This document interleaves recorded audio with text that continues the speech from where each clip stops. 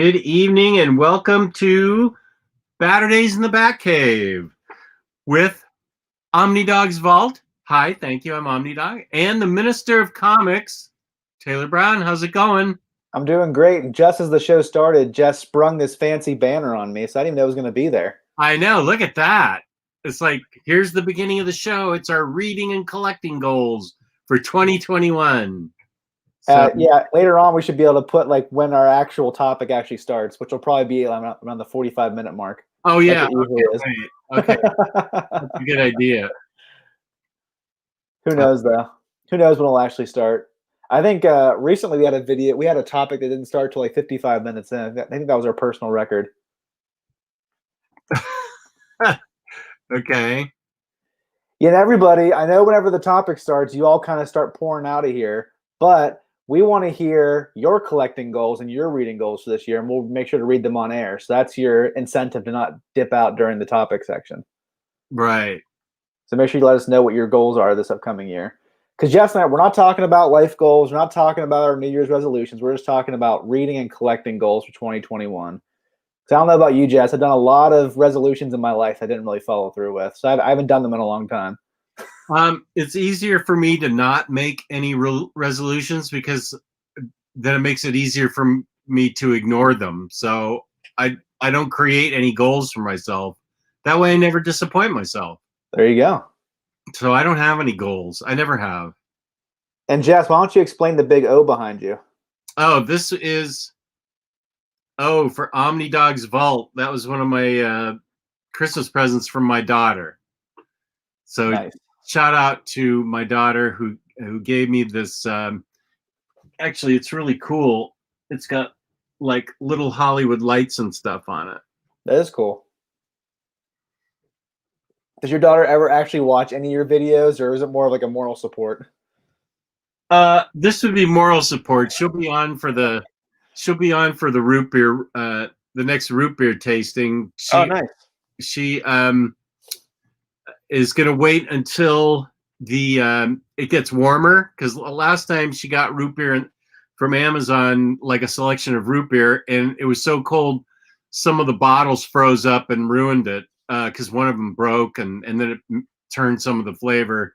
So in the springtime, that's when we'll have our root beer review show and hopefully by that time she can come over and everything will be okay. Because we didn't have her for Christmas because of COVID. So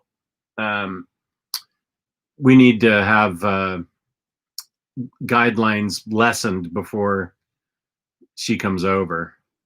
Well, speaking of root beer, someone said earlier they've got root beer questions. So Don Pizarro, let Jess know your root beer questions. I know you're not drinking root beer as much as you used to, but I'm sure you still have that knowledge in your brain. Well, yeah, I'm excited for the root beer. She gave me root beer lollipops, which are awesome, that she found somewhere for Christmas. Root beer float flavored lollipops. They were great. Oh, wow. Now your favorite is it Sprecher's is your favorite? Yeah, and she was shocked to hear that yesterday because Frost Top has been my favorite for so long. She was stunned. But I think Sprecher's is now my favorite. I tried hard to find both of those around me, and I couldn't find them anywhere. I'm surprised you couldn't find Sprecher's. I think they've taken out a wider distribution model because we can find them here. Maybe you have to go to go to a specialty shop or something, order online probably. Yeah, I'm trying to think what kind of specialty shop. We get them at a frozen custard place where the woman's from Wisconsin. So that's where Sprecher's is from. And so she knows Sprecher's really well. What's the other one that you like? There was one that I tried that was good that they have at my local grocery store. I forget what your other, I forget the other one you really like is. And was it Boylan? Boylan. I've had Boylan. That's pretty good. Yeah. It's a little sweet, but it's still pretty decent. The thing that can really ruin a root beer for me is a strange aftertaste. Yeah. Or the aftertaste I'm not expecting. I feel like Boylan was good, but the aftertaste would kind of surprise me a little bit. And I'd be like, I wish that aftertaste wasn't there. But it was still good, though. Yeah. Ben Uncle's, it's Frost Top that was in the hardware store. That's where I first discovered it, and other people have found it in their hardware store too, which is odd, but that's where it is. It's worth trying. Frost Top. I liked it a lot until I started drinking Spreckers more, but Frost Top is still really good. And Hayden McGee's giving us a compliment at 7:07, wishing us a merry. Two prettiest boys in the internet. Have you seen much internet, Hayden? Well, Tyler's not here, so that can't be true. Hope you all had a great festive period. Thank you, Hayden. Thank you for the compliment. We appreciate that. Joe, happy holidays. Speaking of the holidays, have you watched, or I guess you're probably not anymore, did you watch any Christmas movies in anticipation of Christmas? I did not. Oh, wow. I didn't. Usually the only one I watch is Charlie Brown's Christmas and A Christmas Story. And our schedule just never clicked for us to sit down and watch that. I always have to watch the same 3 Christmas movies every year. I got to watch Elf, Christmas Vacation, and Home Alone. Otherwise, it doesn't feel like Christmas. I did have a bowl of Elf cereal at the suggestion of Tyler Blunt. I had to go to Target to find it. And you weren't that big of a fan of it, right? Wasn't it too sweet for you? It was okay. Yeah, things are too sweet because I don't eat that many sweets anymore. It was too sweet. But Tyler wouldn't know because that's all he eats is sweets. And Jess, our biggest fan, Psycho Cleveland's in the chat. What's he? Oh, he's going to Columbus to go to IKEA tomorrow. Speaking of Tyler Blunt, he told me that the closest IKEA to him is 8 hours away. Isn't that crazy? Well, if he's in Cleveland and he's going to Columbus, that's 3 hours away. That's not too bad. But it's definitely worth it to get some nice Kalak shells. Yeah. It's a Wonderful Life. That's a great Christmas movie too. I haven't seen that for probably 20 years, I would say. I haven't seen that for such a long time. I'll probably watch it next Christmas. I like it because I've always liked Jimmy Stewart as an actor. He's one of those actors that actually can act.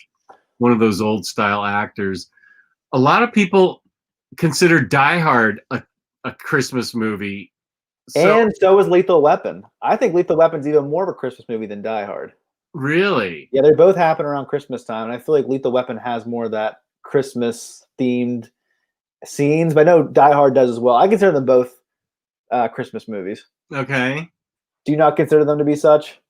I don't think my opinion really matters. I think that if it's in your Christmas rotation, then it's a Christmas movie.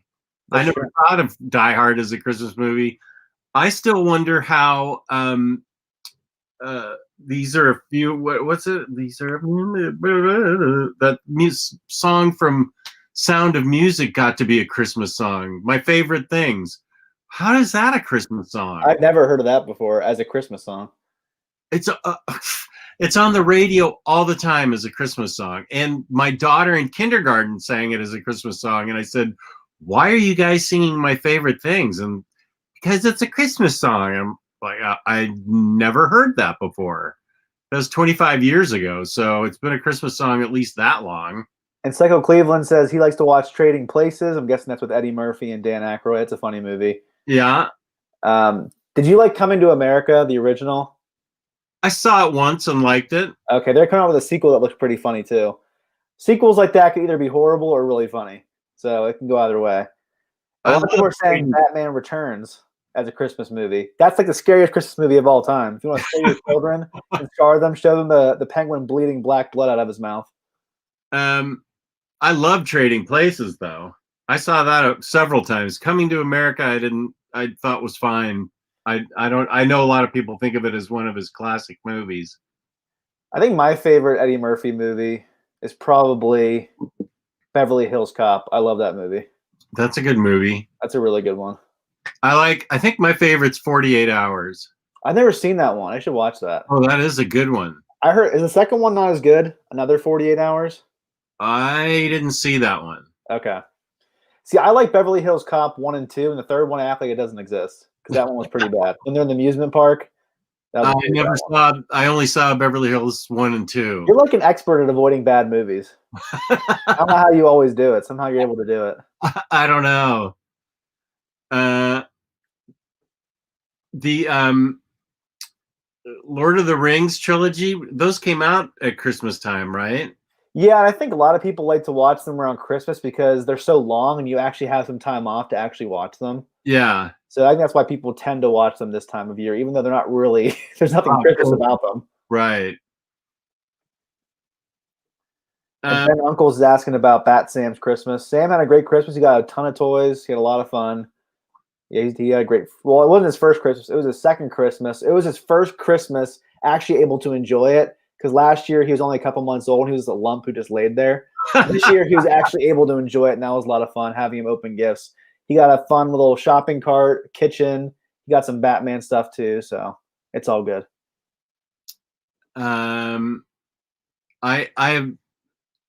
I don't know where this Alf thing started, but I've never been a part of it. So don't include me in any of this Alf stuff. I think it's a joke on Omar's channel that he wants an Alf Omnibus or something. Oh, okay. I know that we talk about it on Omnibros or something, but I don't think I ever even knew there was an Alf comic until somebody kept bringing it up. I did get this Emma Frost X-Men T-shirt. Oh, nice. Well, speaking of your T-shirt, what else did you get for Christmas? I know we're going to show off our nerd hauls from Christmas. Well, I got the O from my daughter for Omnidog. She gave me, she's really good at finding stuff. She gave me this little Superman chest, but is there kryptonite inside of it? Yeah. I knew it. Where'd she get that? Like Etsy or something? Every gift she got me this year was from Etsy. It was an Etsy Christmas. A candle, vintage comic book. It's supposed to smell like decaying paper, like you go into an old comic book store. But that can go either way. That could be smelling bad or really good. It actually smells really good. It doesn't smell like vintage comic books at all. It smells good. And this is for Animal Crossing fans out there. She gave me a little box of a model of the fossils that you dig up. It's a box for like paper clips. This is just my stocking. Let's see. I'll hold off on this.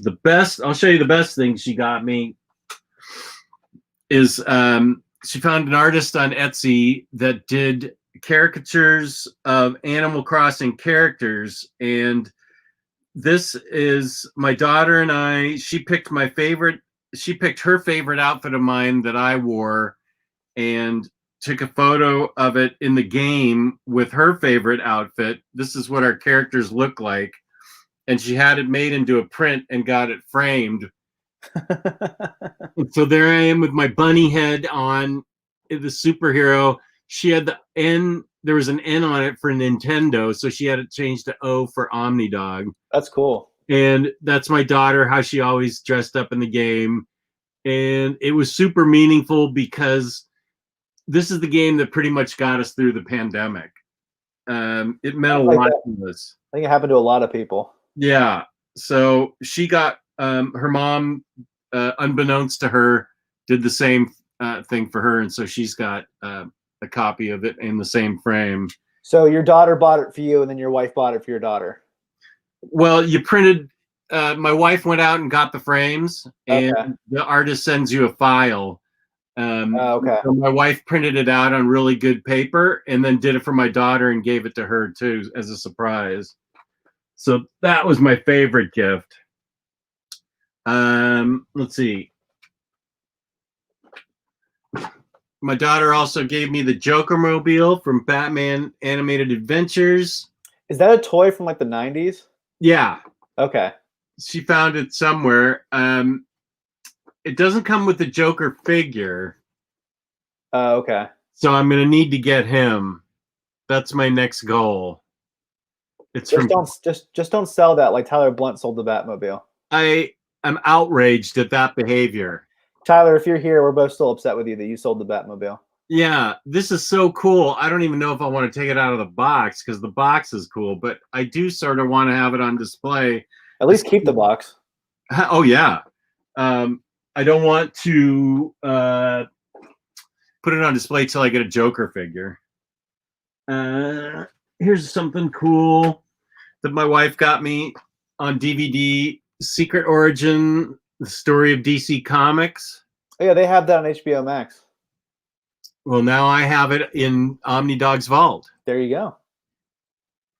That's a really good documentary. I really enjoyed it. Yeah, narrated by Ryan Reynolds. I'm psyched for it. This is just the nerd stuff I got. I got a bunch of clothes and stuff too. Here's a really boss t-shirt of silk that I got. That's one of your favorites, right? Yeah. This is really... Cleveland actually has a good idea. He says you can display the Joker mobile on top of the box. That's a good idea. Problem solved. There it is. And let's see. I got this t-shirt, and then I got a Moon Knight t-shirt. Ooh, oh my gosh, that's really cool. Do you know where you got that? I do. I'll ask my wife. Yeah, ask her. I want to get that. Okay, I'll ask her because this is one of those things where I found it and sent her the link. And Zazzle. Zazzle. Okay. Yeah. That's where I got all three of these shirts.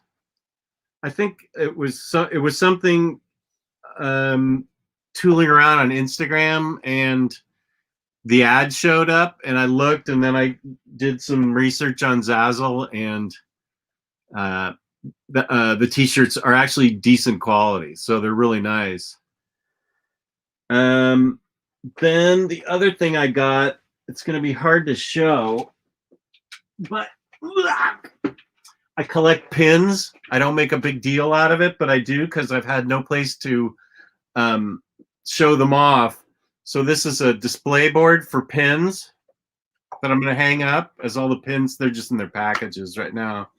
But this is the display board that I'm going to hang up. Do you like pin them to the back of the board? Yeah. It'd be funny if you put them in like that and all's at the bottom, on top of the wall.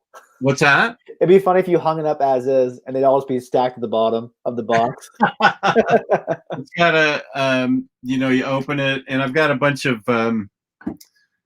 X-Men pins and Disney pins and stuff like that. I got a ton of Marvel pins from whenever they have a Marvel movie at the Alamo. You can also order pins. Is that going to go up in your main part of the basement? Yeah, with my wife's suggestion, it's going to go up right next to the Irredeemable cover with the Irredeemable signed comic that you guys gave me. Yeah, for those of you who don't know, Jess has carte blanche of this room, but the main room of his basement, everything has to get checked from his wife first. Yeah, that's public property out there. So you have to get special. You got special permission to put up that diorama action figure display. Yeah, actually, she likes that diorama that's out there. Because I said you should put more figures out there, and you said no, that's not going to fly. Yeah, just that one diorama, and that's it. Yeah. Let's see. I did get this book in today. It wasn't a Christmas present, but I am pretty excited to read it. It's a monster. Do you know if that book sold out or not? Is that still available? I don't know. I pre-ordered it and got it from DCBS. Okay. This is one of the things I lost during the flood, so I was really bummed. So I was happy that this came back out in hardcover. And what format was it in when you lost it in the flood? Like an oversized hardcover? Paperback. Paperback. Like New Mutants 1 through 7, and they were hard to find. And so I was really bummed. And I'll take you out really quick because I have a Christmas tree out in the main part of the basement, and the Christmas is a small silver Christmas tree and has ornaments on it. And these two ornaments didn't come in time. Oh, nice. I love the one where he's eating the frog. So those are going to be two ornaments that go on the tree. Oh, I forgot to bring up the ornament that my mom got me. It's a Batman from the animated series. Nice. She gave it to me and Sam to put on the tree next year together when he was a little bit older. Oh, good. So I was going to put it up. I'm like, I'll just wait till next year when he can actually help me put it on. Yeah. This year, his specialty is taking stuff off the tree, not putting stuff on the tree. So I'm going to wait till next year so we can have that father-son moment together. And this is a Wonder Woman ornament that was late in coming. And my wife wanted a special shout out about the pin board. So I'm giving you a special shout out, sweetie. Thank you for the pin board. Yeah, good job, Patty, if on the off chance that you're actually watching this. I doubt she's watching it, but I'll show you the Christmas tree because there's a couple others that came. And N-Man 40, while you're going over there, N-Man 40 says that the standard cover of the Omni of New Mutants is on IST, but the DM version sold out. So you can at least still get that omnibus. I think what I have is the standard one because I liked it better. Oh, there's T-Lar Blunt. We just roasted you earlier, Tyler. You missed it. Here's the Christmas tree. So that's where your ornaments that you just got are going to go? Or they're going to go on the main Christmas tree? No, they'll go on this Christmas tree. I Okay. got this year's editions, if you can see them, are that turntable there that's a Beatles turntable and the Superman lunchbox. Nice. So there's all kinds of stuff on here. Here's a Flash ornament. And there's your Dr. Vader and your Dr. Vader. Dr. Vader? Actually, it's Dr. Vader. He has his mask on. It's Darth Vader. Calling Dr. Vader. I feel like my nerd card should be taken away from me for the night. Calling him Dr. Vader. I don't know. Maybe he has a PhD in Sithhood. Yeah, he might. And this is where the pin board will go. Oh, cool. That empty space right there. How do you hang stuff up on that wall? Do you like command strips or something? There's special brick hooks. Okay. You can use. You just tap them into the brick. Okay. Got it. And there's the irredeemable. That's really nice. Yeah. And Lloyd Wong asked, how long our Christmas trees stay up before coming down? I think usually around like January 2nd, we take ours down. That's since I have my hand in a cast, putting it up and taking it down are strictly up to my wife. And Tyler Blunt says, you roasted me? That doesn't sound like something my super friends would do. You must have me confused.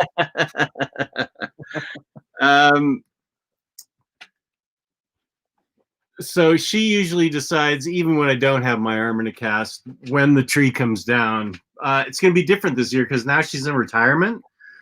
So it can come down anytime. Usually we have to work it around her work schedule. So it'll be whenever she decides.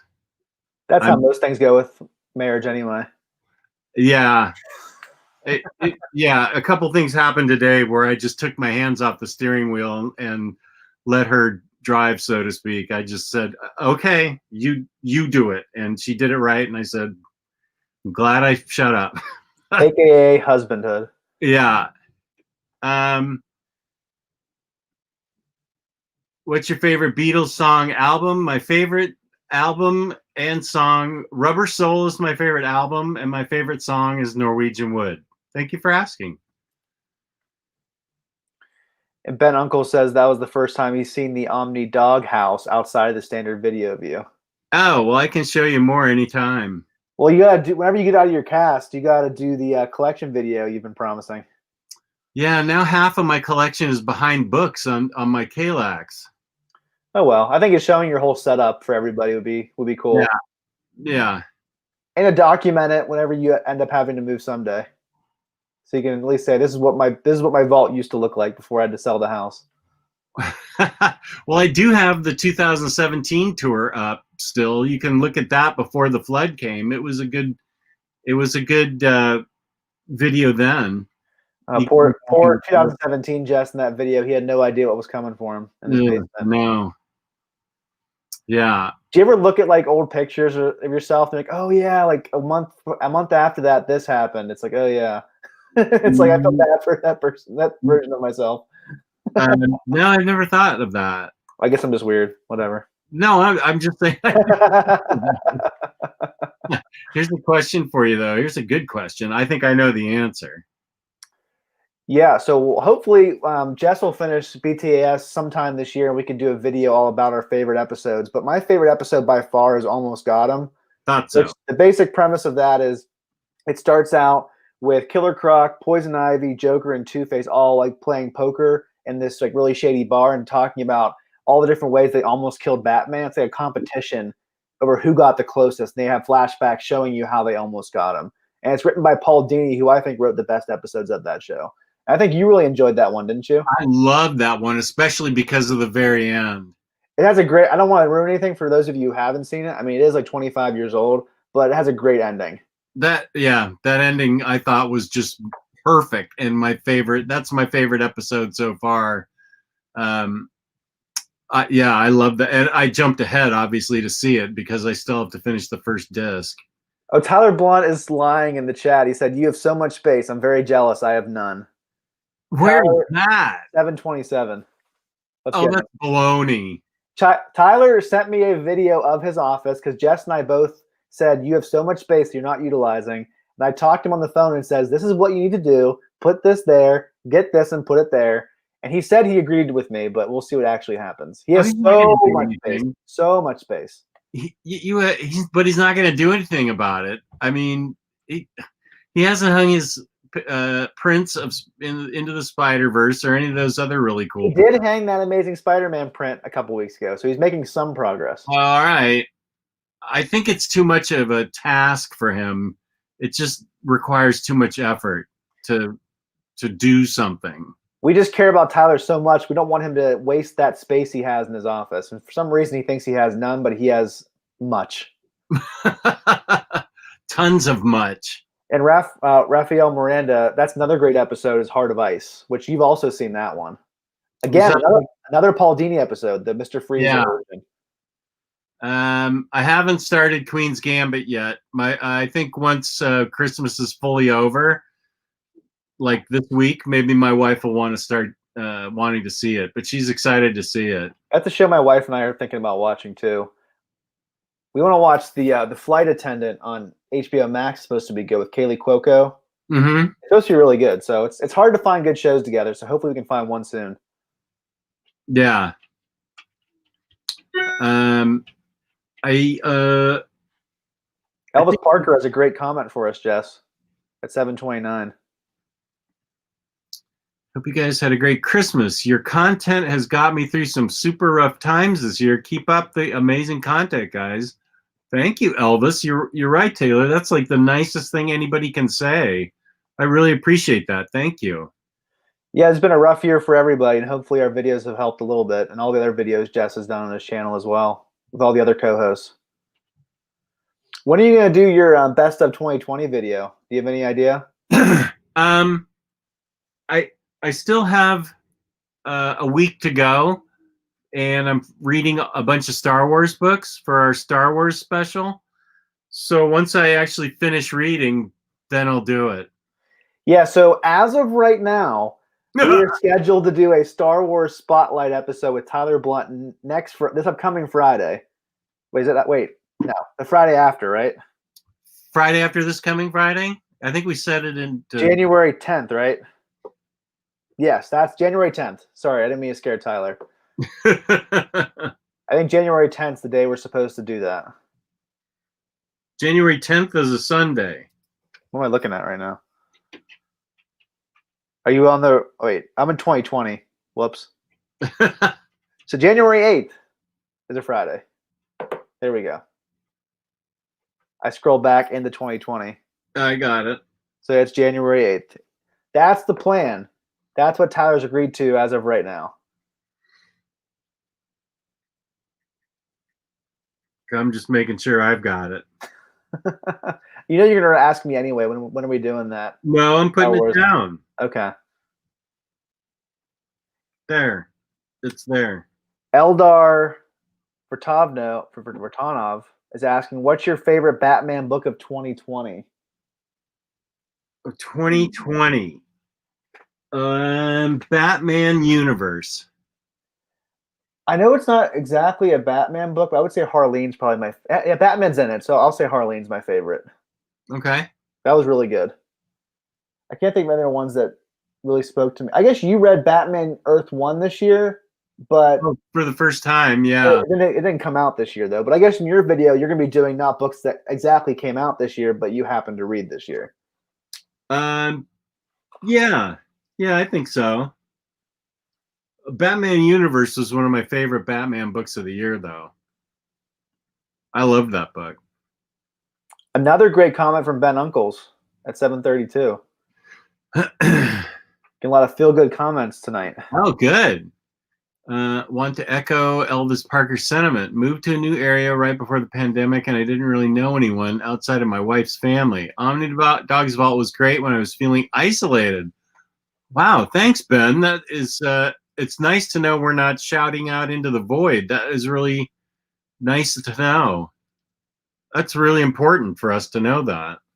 I know Jess and I both really enjoy interacting with the chat and talking to all you guys. So thank you for being so interactive and just talking to us about random tangent stuff that has nothing to do with the topics or the books that we review.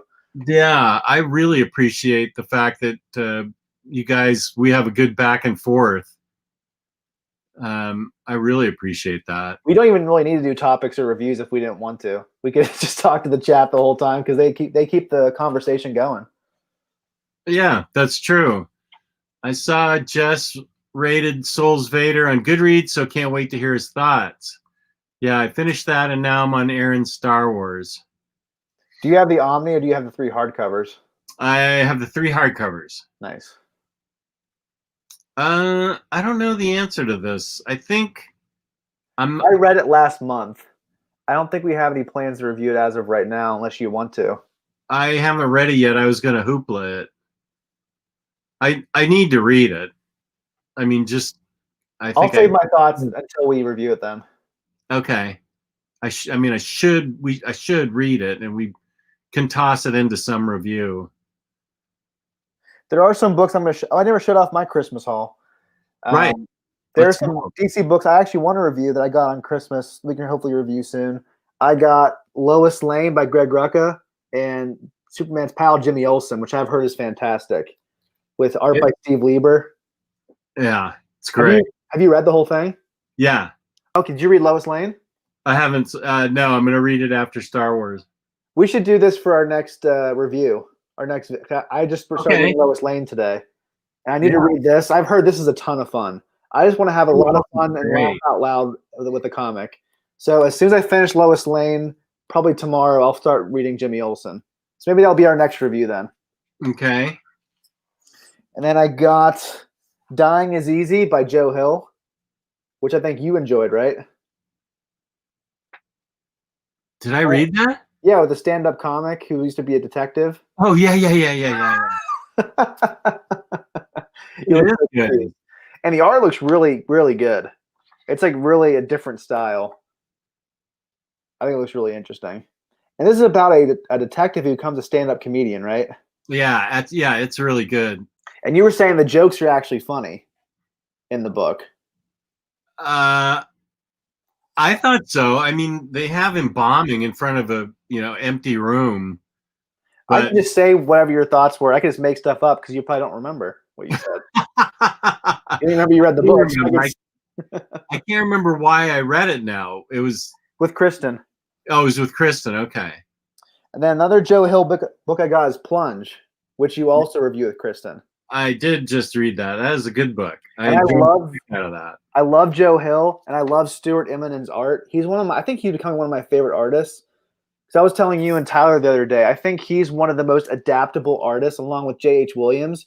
It seems like their style changes from book to book, and they're able to evolve in their different styles. Like if you look at this compared to Next Wave, it looks like a completely different artist. And even Secret Identity by Busiek, he is like an artistic chameleon, which just blows me away every single time. And Tyler Blunt's readathon in spring is going to be The Goon. So I got all the different omnis of The Goon that are out right now. So we got 3 of these. The library editions are hard to find, so I thought I'd just stick with the paperback omnis. They look really nice. That's great. And there's a couple more coming out next year. So I think Tyler's readathon right now is the Winter of Star Wars, as some of you probably know about, and then his spring readathon will be the Goon. I'm pretty sure you're on board for that too, aren't you, Jess? Yeah, that's fine. Have you read all of the library editions you have? You'll find out once we get to our topic. Oh, all right. I don't want to spoil it then. And so I didn't pick up the Transmet not library editions, absolute editions. I decided to pick up in these trades. Is that all the story? There's one more coming out next year. Oh, okay. I'm really excited to read this. I've heard a lot of awesome things about it. I think this is Gabe's favorite comic book of all time, right? Yeah. With a tattoo of Spider Jerusalem on him. It is. It's a pretty amazing comic book. So I'm going to wait for the final volume to come out next year. Then I'll do a binge readathon of that. I might join you for that. Well, this can be one of my goals. So we'll get to that in a little bit. Okay. Readathons, hopefully we'll both do. I got this, the deluxe edition of The Man Who Laughs. I have this in trade paperback, but then I heard something about this hardcover that forced me to get it in this format. And that is it has the Gotham Noir issue by Ed Brubaker and Sean Phillips. And if you know anything about me, you know that I can't resist a Sean Phillips and Ed Brubaker team up. They're my favorite dynamic duo in comics. This issue looks amazing. I'm really looking forward to reading this. I think you have it in a different format, right, Jess? This issue? I have it just in trade paperback, yeah. Okay. So this has the Man Who Laughs. This has the Batman Gotham Noir. It also has 2 issues from Ed Brubaker's Detective Run. Oh. And then I also got the Shazam Deluxe Edition by Jeff Johns and Gary Frank. Oh, you'll have to let me know how that is. You never read this? No. Oh, it's the original like New 52. Oh, it's the New 52 run? Oh, yeah. Okay. So I didn't get that new run that Jeff Johns is doing. It's not with Gary Frank. It's with Dale Eaglesham, I think. Oh, all right. So I may pick that up in the future, but I really love this origin. It's pretty much the blueprint for the movie. Yeah. Almost beat for beat except for Black Adam. The thing is kind of annoying. I didn't know that. I think all this is going to be in that Justice League omnibus that they announced. So I think I ordered this before I even heard about that omnibus. So I was like, great. Why'd you even do that to me? DC, man. They just want to just annoy me. The last comic I got for Christmas is Detective 1027. Oh, yeah. Which we should probably review this too, Jess. Why don't we review that with the other, with Lois Lane and Jimmy Olsen? All right, that'd be awesome. I've heard a lot. I've never heard anything bad about this issue. I've heard it's fantastic. Yeah, I've heard that. We both enjoyed Detective Comics 1000. We reviewed that, I think, last year this time. I've heard this one's even better. So I'm really looking forward to reading all the different stories that'll be in this book. Looks like it has some JR art. So those are all the comics I got for Christmas. And Psycho Cleveland is saying that Hillbilly is better than the Goon. Aren't you a big Hillbilly fan? I am a big Hillbilly fan. Of the first 3, I didn't like the 4th one, but I love the first 3. What was wrong with the 4th one? He didn't draw it, and it suffered from it. Okay. I feel like you need his art for it to be as good as the first 3, even though he wrote it. The question. Do you have that? The deaths of Vic Sage? I didn't pick it up because you said you would read it and let me know if I would like it or not. Okay. I don't really know anything about the question, but I would like to know something about the question because the question does factor into the Lois Lane Greg Rucka book.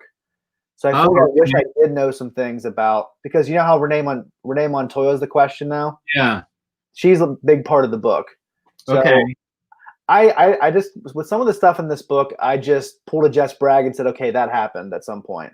In the Lois Lane book? Yeah. Okay. So I think I just had to be like, okay, this is who the question probably is. I have seen the question in the Justice League Unlimited show. I haven't read any comics about him, though. I would like to read the original Denny O'Neil stuff, but those are hard to find. And DC, like, you need to do like a collection of that run because people would buy that. A lot of people would buy that. Wouldn't you agree? My goodness, that's when I did my video on why The Last Man shouldn't be an omnibus since it was already an absolute and a deluxe. That was I think that was probably the first one I named as a better substitute. Well, not that they should capitalize off a man's death, but just to honor his legacy and publishing some of these books that are really instrumental, not just in his career, but in comics in general. Oh, who? Dennis O'Neil? Yeah, Denny O'Neil. We wouldn't have comics as we know them without Denny O'Neil. No, I We agree. wouldn't have Batman. There would be no Dark Knight Returns without Denny O'Neil. That's Right. so important to understand. His run with Neil Adams paved the way for the Dark Knight Returns to actually exist. And Denny O'Neil was an editor on that book. So he's instrumental in who Batman actually is, and that Batman's still around even today. Mhm. So I really want them to put out that Batman Bronze Age Omnibus Volume 1. I want to read that original material with Neil Adams without him monkeying around with the art. I want them to. They could go ahead and skip the Silver Age and just get to the Bronze Age, as far as I'm concerned, with Batman. And Ben Uncles is pointing me to the fact that I should probably read 52 because I think Renee Montoya Question has a lot to do with that story. Have you read 52? Back when it came out. Oh gosh, that was probably 15 years ago, right? Yeah, I've read it in floppy, so I'd have to read it again. Which is not a bad thing. I remember really liking it. I thought it was a really cool concept. So for our next Baturdays, we'll do Batman 1027, Lois Lane, and Jimmy Olsen then. That sounds like a plan. Okay. And Kate Riley has a question that I can't answer because I haven't read it. I'm not sure if you have about I haven't either. But you have both the Omnis, right? I don't have the Omnis. I have the original, the best ofs. Okay. The best of Spider-Man. And those are too hard for me to find, so... Those are your preferred formats anyway, oversized hardcovers. Yeah. And it was anything that took a long time for me to find, like Paul Dini's Batman. I'm going to hang on to those, even though it's trade paperbacks and a hardcover and weird mixture of formats. It took me so long to hunt those down. I have an affection for them, and I love them, and I want to hold on to them. It would take a lot for me to sell those to upgrade to an omnibus. I feel the exact same way, and there are extra issues in those trades that aren't going to be in the omnibus. Oh, rather. And I agree. I tracked down 2 of those, 3 of those, and then one of our viewers actually sent me Streets of Gotham for free. So wow, I'm nice. Like, oh, screw you, and sell them. So again, I worked hard to find some of them, and other parts of the run were gifts. So I'm not going to get the Omni. Oh, especially if it's a gift. Yeah, right. You got to hang on to that. I agree. And Elvis has a question for you in regards to a Terry Moore book. Yeah, I just got it, so I haven't read it yet. I'm a little bit behind on some of my Terry Moore stuff. Is that his most recent book? Yeah, I think so. 5 Years Omnibus, Motor Girl, Paradise, The Way. Ever is the most recent one. 5 years came out a little bit ago. Does he self-publish everything that he does? I think so. Wow.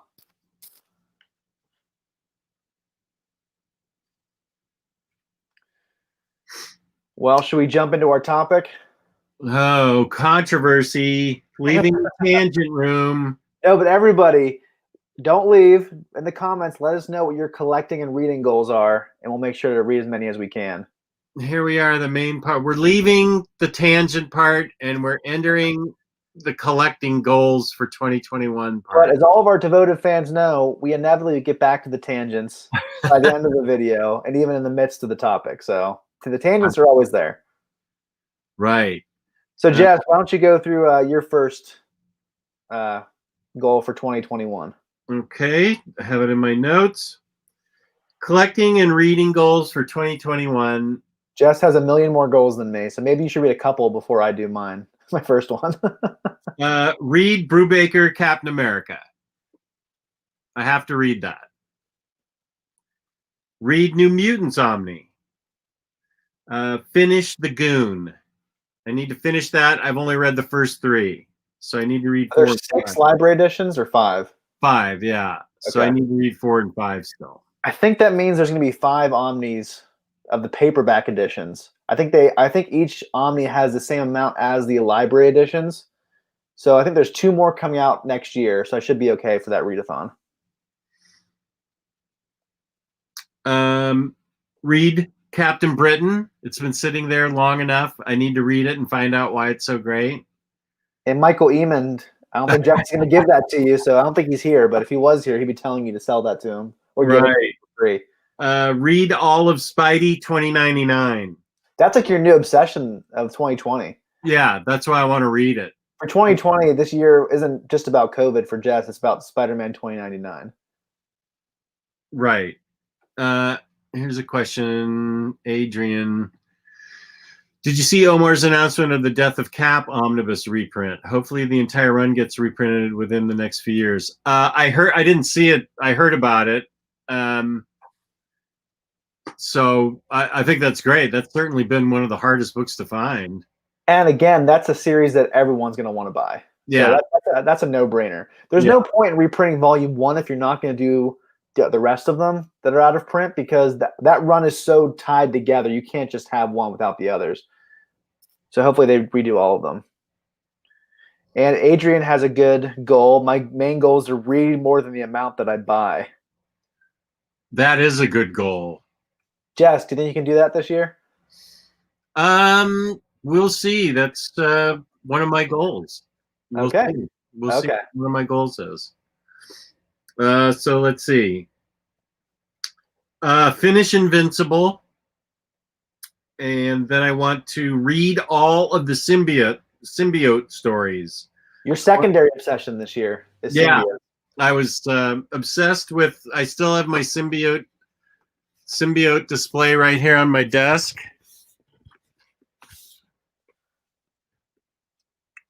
There they are. I don't know why Silk is in there, just because I like her. Is that all the symbiote action figures you can get, or are there a lot more? There could be others, but these are the ones, and some of the others are actually on the wall of spiders, on the door of spiders. Are those all Marvel Legend figures? Yes. Okay. Yeah.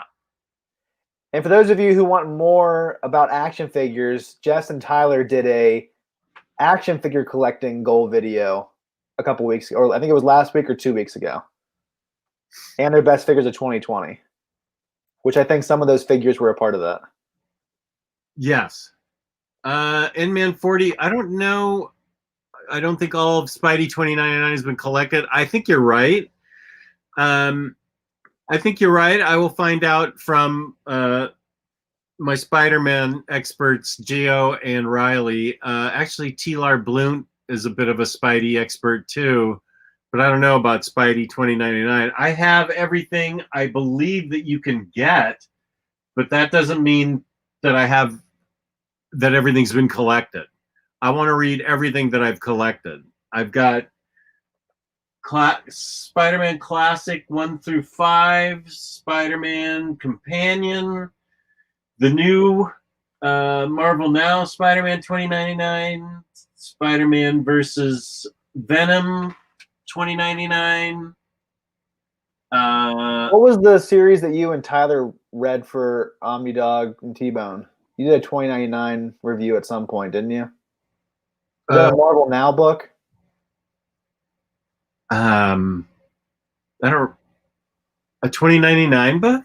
Yeah, that was like one of your first. I think it was one of your first Omnidog and T-Bone videos. It wasn't Infamous Doctor Doom, was it? No, I'll check. Okay. I remember. I'm pretty sure. I can't remember which one you guys reviewed though.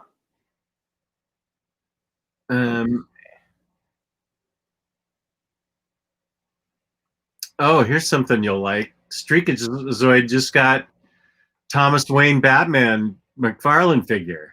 Streakazoid, Jess and I both have that, and today with my Amazon gift card I got in my stocking, I ordered the Grim Knight McFarlane figure, which I can't wait to have that come in. And Jess, you already have that, right? Grim Knight? Yeah, you just got that in recently, didn't you? Yep. So you and Tyler reviewed the 2014 Marvel Now series of Spider-Man 2099 last year. We did? Yeah, it's on your channel. So it's there somewhere. Wait a second. I wonder. Oh, the Marvel Now one. Okay. Yeah, 2014 okay. Marvel Now. Okay. Now I remember that. I was getting it mixed up with the classic. And Hugo Cadarso at 750 has a great goal.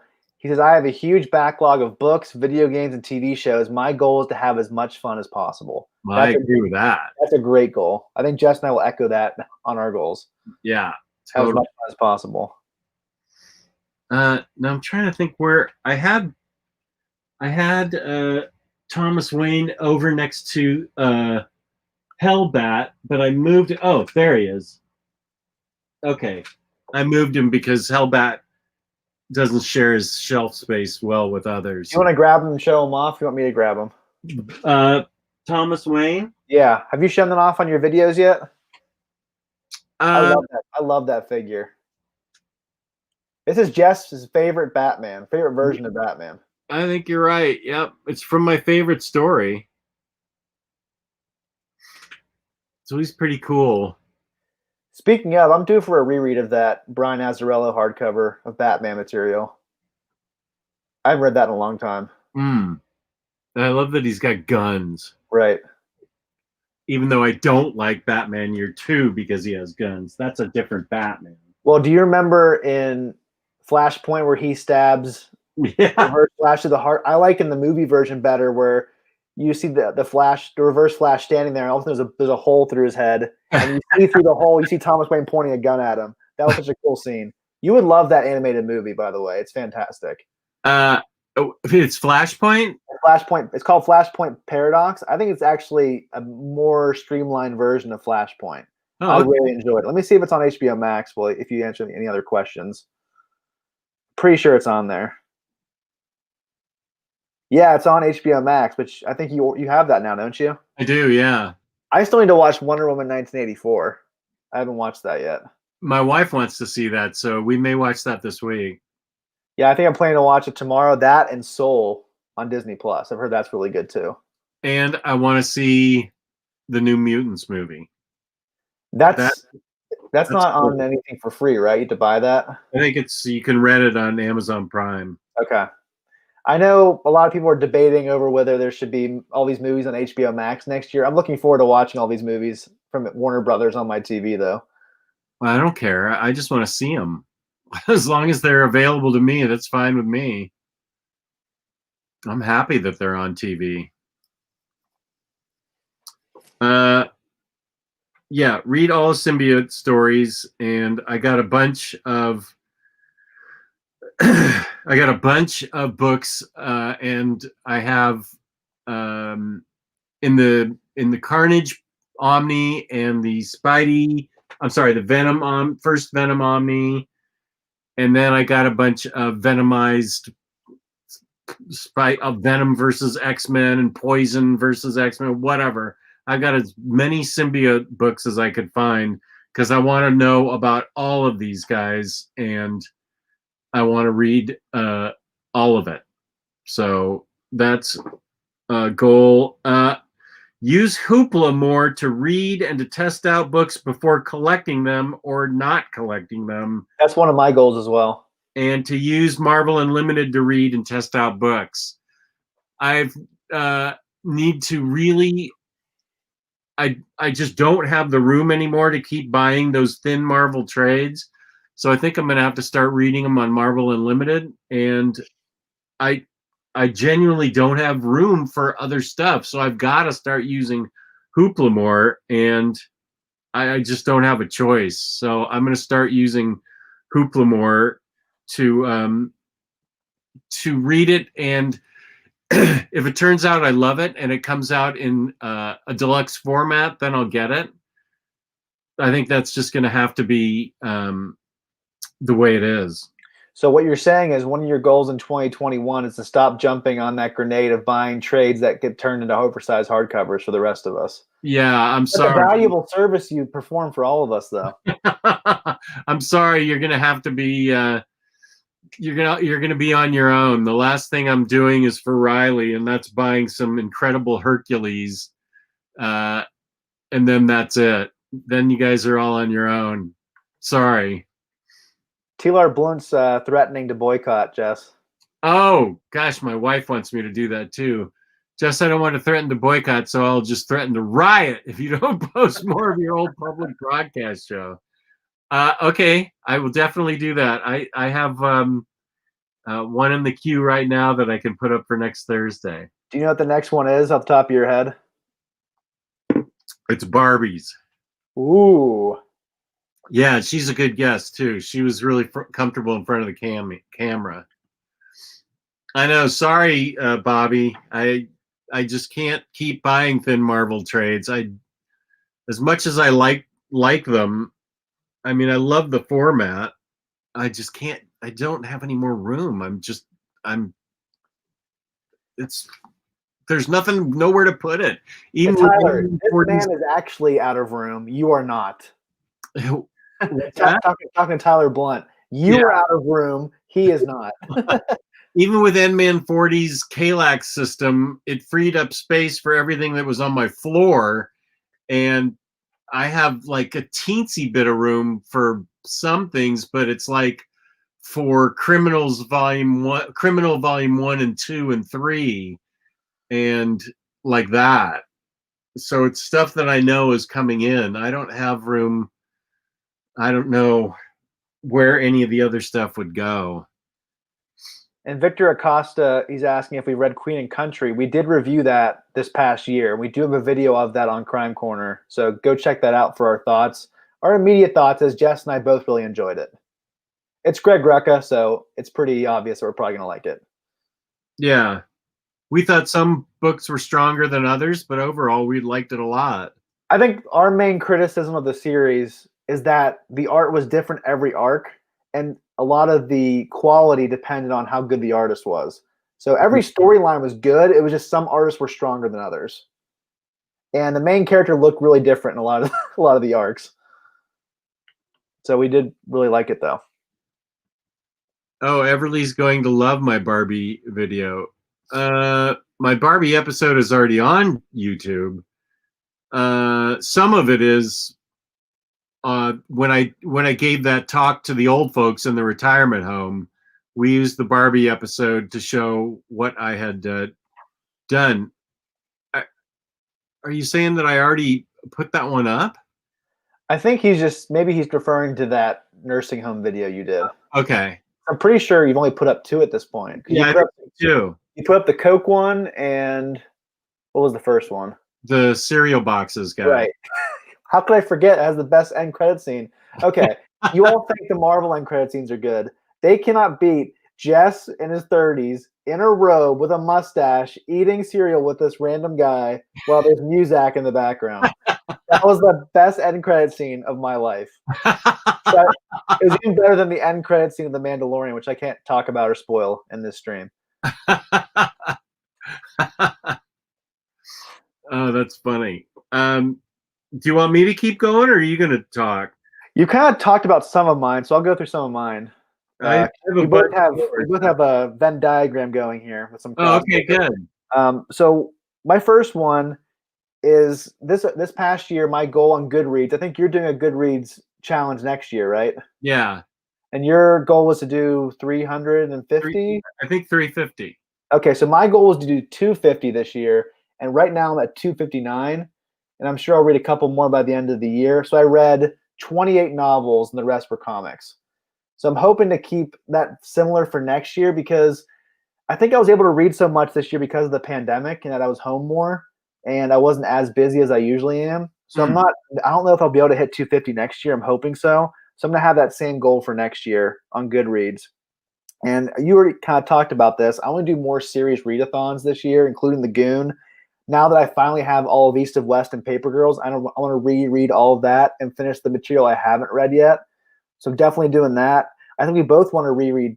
Well, I need to reread it. You, for the first time, want to read Scalped at some point this year too. That's on my goals list. So that'll be a Crime Corner at some point. Again, repeating you, I want to reread Captain America by Brubaker.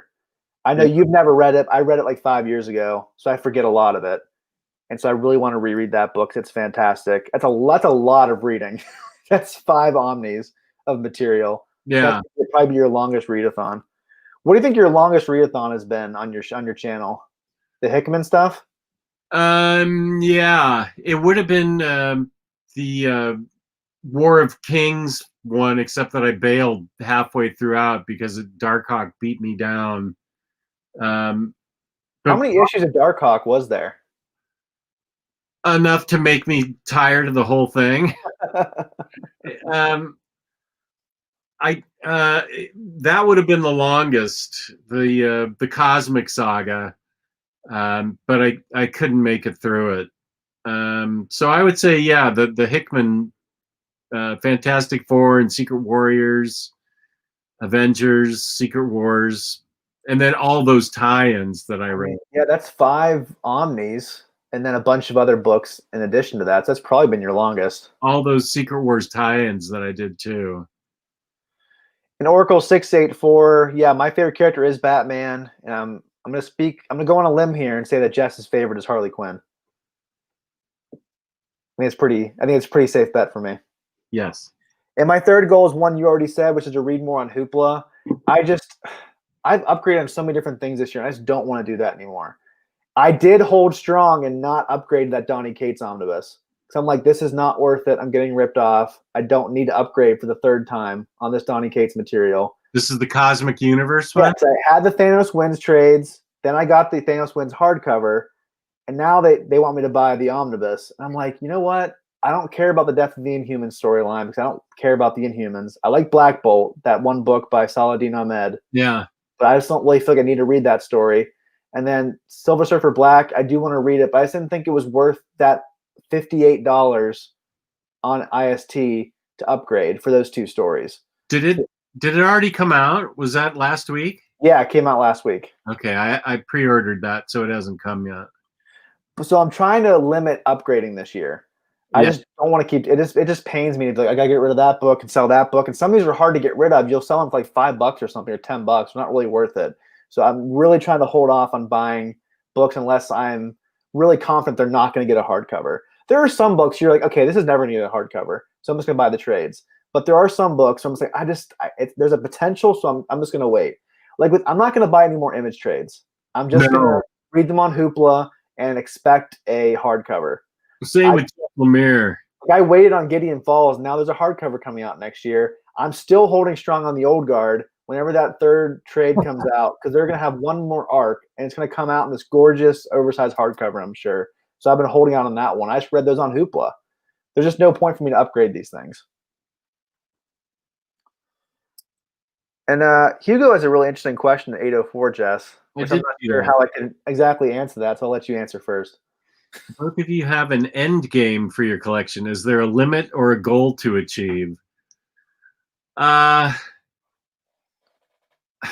That's a good question, because of the time of my life I'm in, where at some point in the next, I don't know, between 5 and 7 years, we'll probably sell the house and downsize to a condo. And then will come the great reckoning with all my stuff. So that's one reason I'm having to really limit what I buy now, because anything that gets bought is either going to have to be sold or moved. And anybody that's boxed up and moved their books knows how painful that really is. So the limit is, I'm getting close to the limit, realistically, because I'm running out of room and we're going to move in the next few years. Yeah, in 2021, you might have to go through your whole collection again and be like, are there any more books I need to get rid of that I'm not going to read or reread? I'm in the middle of a purge right now. I'm selling all my Epic collections. Oh, wow. So didn't you just get that those Daredevil epics in? Yeah, I'm not selling those. Oh, okay. I'm selling all the others. I've just got Daredevil epics and Star Wars epics, and those are the ones I'm keeping.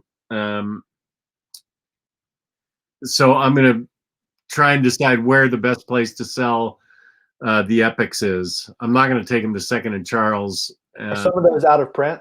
Those epics you have? Not badly out of print. You can probably make a decent amount of money on them then. Yeah, but a lot of them are still available on IST. Okay. I'll have to price them at like $12 a book or something. Right. Yes, that might have to be something you do every year. Just kind of go through and say, what should I purge this year? Yeah, a live auction would be good. That'd be a good idea. Yeah, no, that's kind of tying into my fourth goal, which is be more selective about purchases. And the Yeah. question I have to ask myself is, do I trust these creators? Like Greg Rucka, Ed Brubaker, Jason Aaron, I'm probably going to like it, so I can trust them. But there's some creators where it's like, okay, Matt Fraction, sometimes I like his stuff, sometimes I don't. I took a leap of faith with, well, it wasn't much of a leap of faith, it was a Christmas gift, so I didn't actually buy it, with Jimmy Olsen, because I haven't heard anything bad about it. I've only heard good things about it. So there's some creators where it's like they're kind of 50-50 for me. I want to hear more about it or read it on Hoopla before I make that purchase. And also, is this something I'm actually going to reread? So asking these questions of myself before I actually buy these books would save me a lot of heartache in the end. And even asking myself, is this something I really want in my collection? Because we did a video a couple weeks ago, maybe like a month ago, about curating our collections. And everyone needs to decide, what kind of books do I actually want in my collection? Someone like Riley and Omar are completists and they get everything of Spider-Man, everything of X-Men. That's cool for them. That's just not me. I want to have books I'm actually going to read. I have no interest in having a book in my collection that's bad. And Omar always jokes around saying, I hate this book, but I had to buy it. Yeah. I'm not throwing shade at him at all. He has the space. He needs it for his channel. That's just not my collection. So I'm not going to buy everything of Batman just because it's Batman. I'm only going to buy things that I actually like. Like I'm actually selling the No Man's Land stuff I have. I just don't like it. I know a lot of people love it. I just don't. So I just need to be more careful of the things that I buy. And the fifth goal is be willing to part with books I already own that I don't think I'm going to reread. I have to be honest with myself and say, am I actually going to reread this, or am I just convincing myself that I will because I don't feel like selling it or getting rid of it? So those are my first 5 goals. Here's a good question. Do you guys read other books when you do reading marathons? I feel like sometimes I need a palate cleanser in between omnis. I say yes to that question, except for the Hickman readathon. I need in between books in between readathons. I do need to read a Thin Marvel trade. But those Hickman books are so complex that if I didn't stop and continue on, I would forget what was going on and have to go all the way back. And that's Avengers and Fantastic Four mostly, but same with Secret Warriors. And I had to just blast through Avengers and Fantastic Four. Not that it was painful. It was really fun, and I dug the heck out of them. They were really great, but I couldn't stop between the omnis or I would lose my place completely because it was so the writing was so different and complex compared to other writers. I couldn't do it. I think it really depends on what you're reading. Yeah. Like I did a big readathon of Star Wars for our video in a few weeks, and those Star Wars books read so quickly. I'm able to read like 10 issues like in no time at all. And so I don't feel like I'm being bogged down with a lot of work. Some books just read very quickly and are really easily read. There's some books where I think it's just so much. Like I can't imagine just reading straight through Grant Morrison's Batman run. I would need like a palate cleanser in between each omni because there's so much being downloaded into your mind. Yeah. Like, I don't understand what's even going on here. That I would need that break. With something like Star Wars, I feel like those books are so light, fun, quick, and breezy that I'm able to read them really quickly and I don't have to read things in between. So I think it really depends on what your readathon is. Yeah. I just realized that I can't do a best of 2020 video yet because I don't have Paper Girls 3 or East of West 3 or Criminal 3. Oh, man. They haven't come yet because of some other book in my IST order that's hanging it up. So when I get those and read them, it may be the second week in January, but I have to read those because I'm sure those are going to be included. I can't wait to read those books. Do you know when you guys are doing the Omnis and Omni Bros Live? I don't. I think it's probably this week. I'm not sure. Maybe you'll do it after the Batman Damned radio show. No comment. Yeah, no, the less I say about that, everybody's probably better off. Lars Gunnarsson has a question about us deciding if we're going to reread a book or not. How can you be certain that you will never read a book more than one time? It's just a feeling I have. If I hate it, if I hate it, I'm never going to read it again. If I read it and then say that was okay, but I don't think I'm going to reread it again. It's just a feeling that I have, and I know myself well enough to know that if I read it and I don't want to read it again. And I can look at books now that I bought 4 years ago and say, I am not interested in this material anymore, and I'm going to sell it. That happened with West Coast Avengers and Alpha Flight. Sorry? Alpha Flight. Didn't you sell that one? Alpha Flight, yeah. And I'm sure those are great books for people, but I just know myself that I'm just not going to get into that material. It's just not, it's fine for other people. I'm glad that it's out there for them, but it just wasn't going to ring my bell at all. So I'm trying to concentrate more on the stuff that I know is more in my wheelhouse.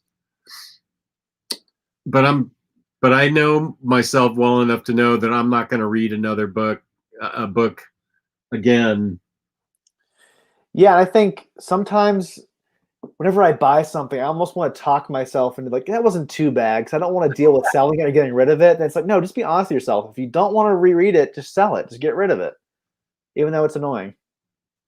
Man 40, this is actually exactly what I'm talking about with the epics. I looked at some of the epics. Some of them I have in Omniform. The others I just got, 5 years ago, and I'm just not interested in the Defenders first issues or what else? I'm trying to think what else is out there.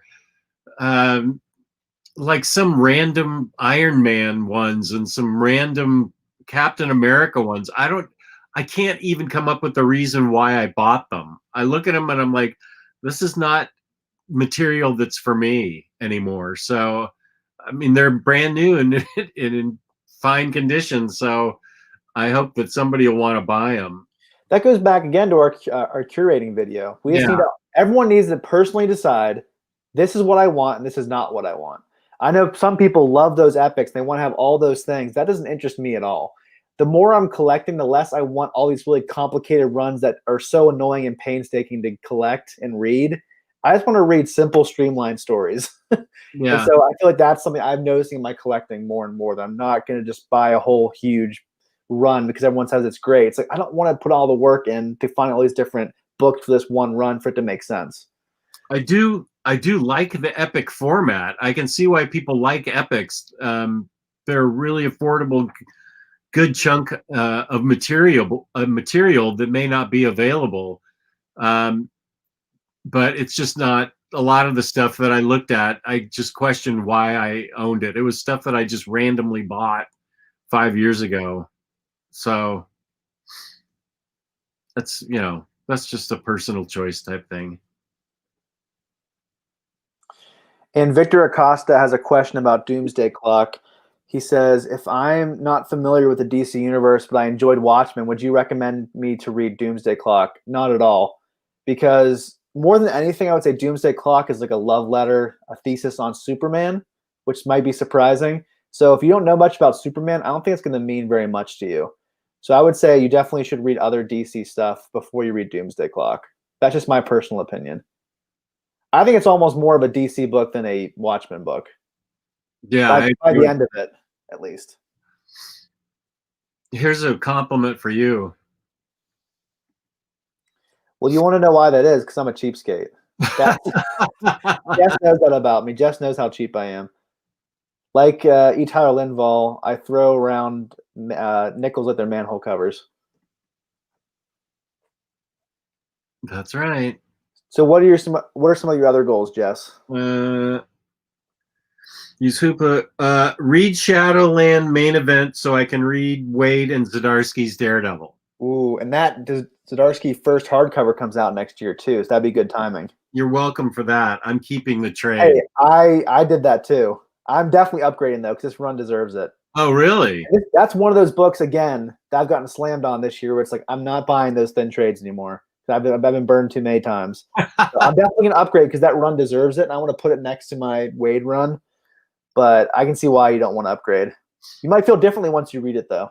Okay. But yeah, I'm just going to read the main event for Shadowland for now because everybody said it's the tie-ins that bog it down. So I'll read Shadowland, and then I really want to get to Mark Waid's Daredevil. It's still standing by my statement that I think it'll be your favorite Daredevil run. Okay. That's why I'm really excited. Read Scalped. I need to read Scalped. Read Ex Machina. I still haven't finished that. I read the first, I don't know, 20 issues in floppies, and I never finished it, so I need to read that. That'll be another crime corner we can do. It'll give us an excuse to do it. Sometimes doing a video on something gives you the extra push to do something, to read something. Yeah, I definitely want to read that. Now this is going to be a big one. I don't know.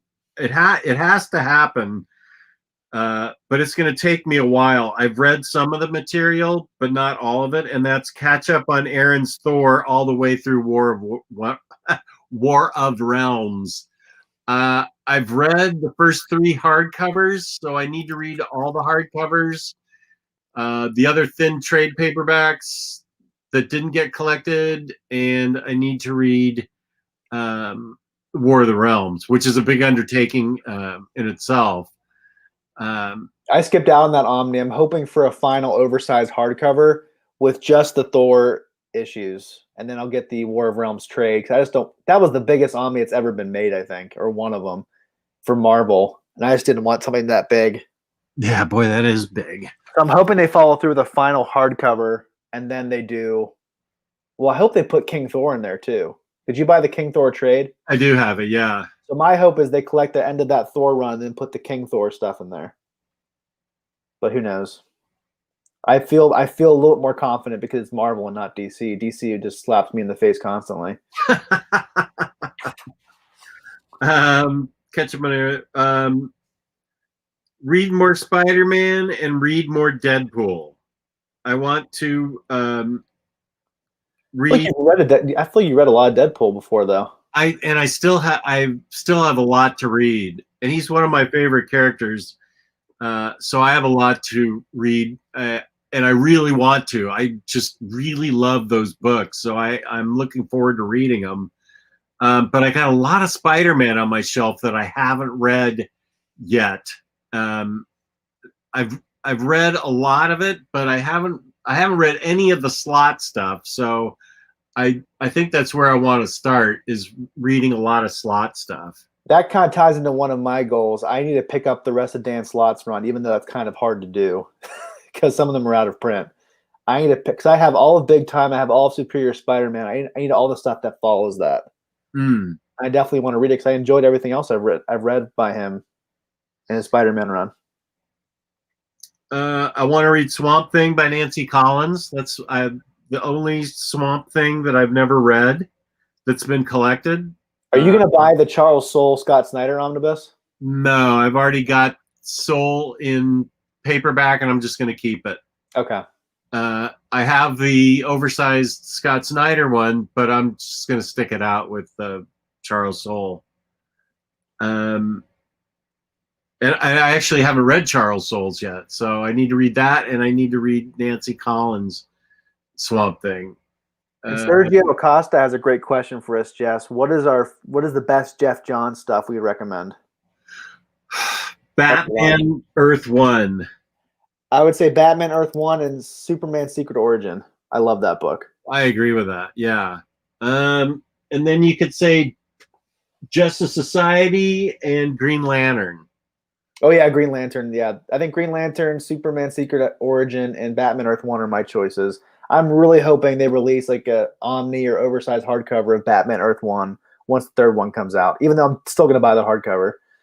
Yeah, I would probably upgrade that because that Gary Frank art on Earth 1 and 2 is amazing. Well, I changed my mind. I hope they put out an absolute. That would be awesome. Oh, that would be awesome. There's just no precedent of them doing that with Earth 1 yet, so I'm not going to hold my breath and not buy the third volume. I'll happily upgrade in that case.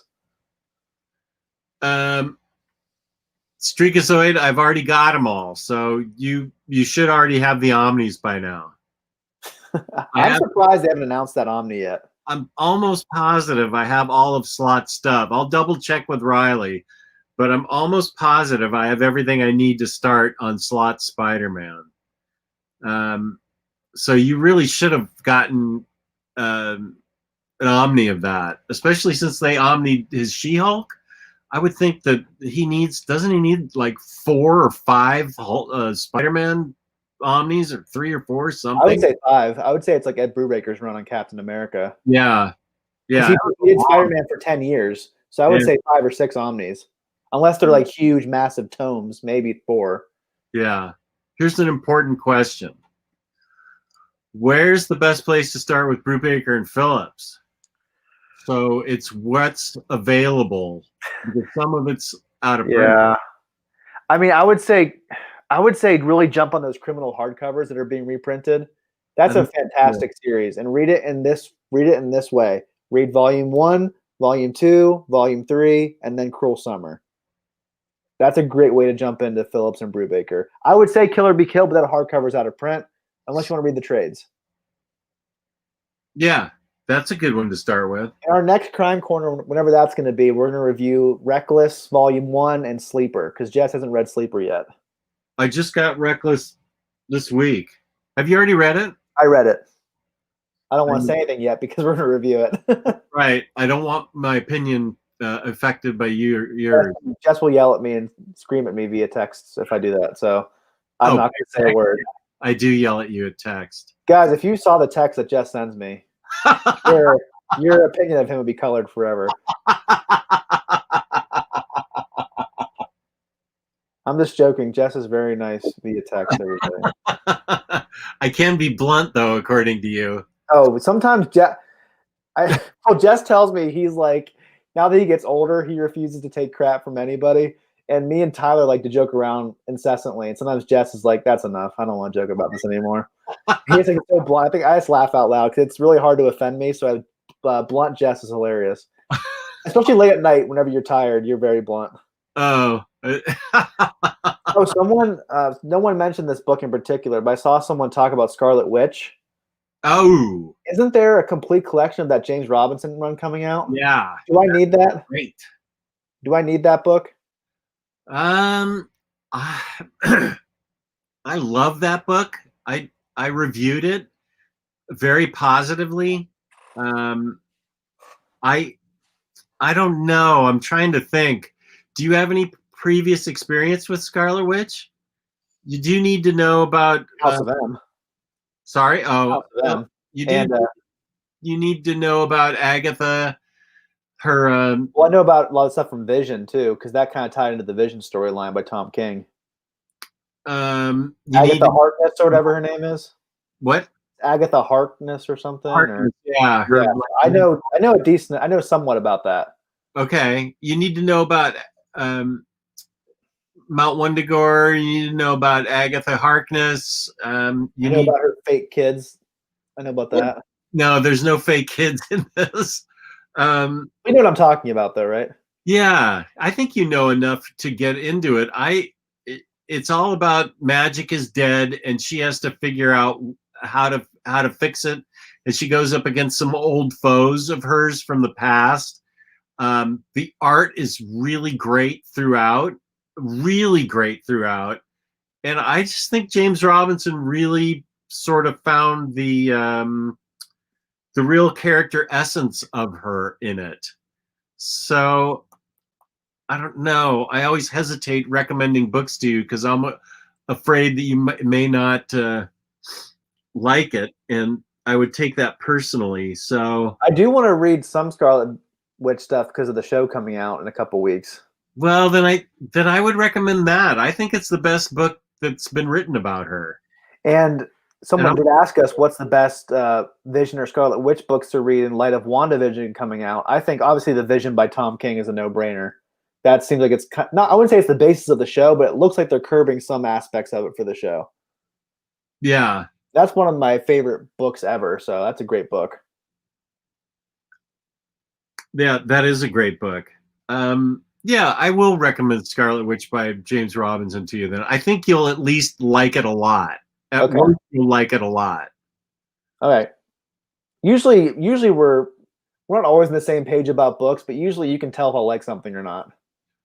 Yeah, but we've never had a conversation about Scarlet Witch before, so or any kind of magic occult type stuff in the Marvel universe. So I'm sort of guessing here. I do know the stuff you do like, but I'm not really clear on how you come to the conclusion of stuff you don't like.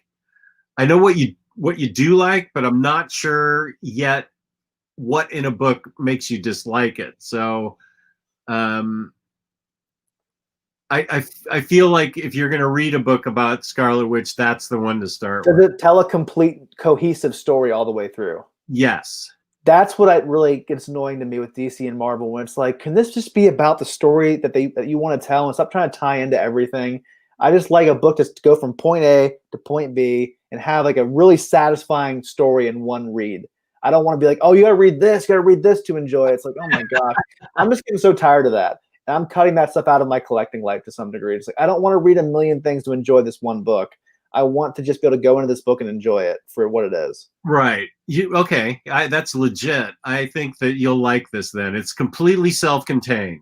Okay, I think I'll enjoy it then. And with some of her past enemies showing up, you can just say, okay, they're past enemies. You don't have to go back and read up on who the past enemies are. As I said earlier, I love that Black Bolt book, and I remember you telling me, I don't know if that's the greatest introduction for Black Bolt, but I thought I enjoyed it, and because it's a self-contained story again. I feel like I didn't have to know anything. So it sounds like the Scarlet Witch book sounds similar to that Black Bolt book to a certain degree. Yeah, I think so. And it sounds like you know enough of the main things in her life to that are important to her. You know the basis of her in her life. So it sounds like that it could be a book that you end up enjoying. It is cohesive and it has a beginning, middle, and end that all makes sense. Do you know who the main artist of that book is, off the top of your head, or is that? Is that Mel? I'm trying. Who is that? I remember seeing the name. Yeah, it's so good. Darn it. Does anybody know in the chat who the main artist of that book is? I mean, I can grab it. Let me see if I can look on Amazon. Okay. I'll save you the trip. Okay. I'm pretty sure that complete collection is coming out really soon. Let's see.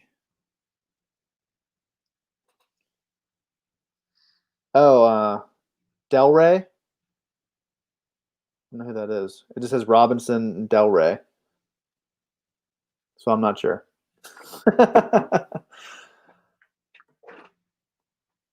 All right, wait a second. Sorry, everyone. We're having a side conversation of Jess trying to convince me to buy this book. I was like, they're just convincing Taylor to buy this book. That's most of what this channel is, though, convincing you to buy things. Yeah. I had it custom bound. Oh, okay. So you're not getting the complete collection then? No. And a spoonful of Brody says Vanessa Del Rey. Yeah. That's okay. It. I never heard of her before. By James Robinson. Daniel Acuna. Oh, I included some Uncanny Avengers here. Marco Rudy, Steve Dillon. Oh, Steve Dillon's in that book. I didn't know that. Interesting. Let me see if I got this right, because I did Uncanny Avengers and then I went into Scarlet Witch. Well, you like that book enough to custom bind it, so it must be decent. Ooh, that art looks really good. Yeah. Whoa. It's like that all the way through the book. I'm interested.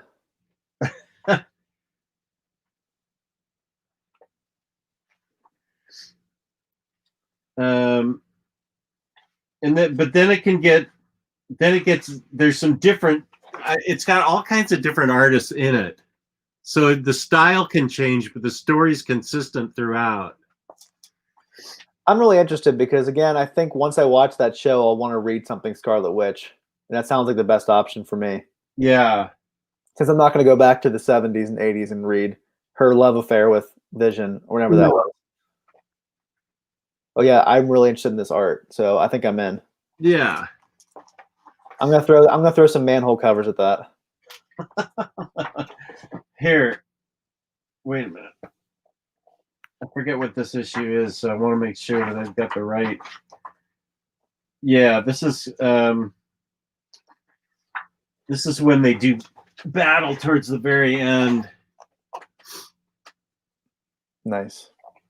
All the art looks good to me. See, it's super bright and colorful a lot of places too. And you love magic books, so I'm guessing that really appealed to you. Yeah. I really enjoyed Doctor Strange, so I'd like to see some more magic books on my shelves. Like Yeah, Marvel magic. I love Doctor Strange. I love Jason Aaron's, and I loved Donny Cates. Those both are really good. I'm looking forward to the new reprint of Doctor Strange: The Oath. I love that book. Oh yeah, that's a good book. That's probably the best place to start with Doctor Strange, I would think. I agree with that. What other goals do you have, Jess, that you didn't get through? Let's see. We just did a 10-minute detour about Scarlet Witch.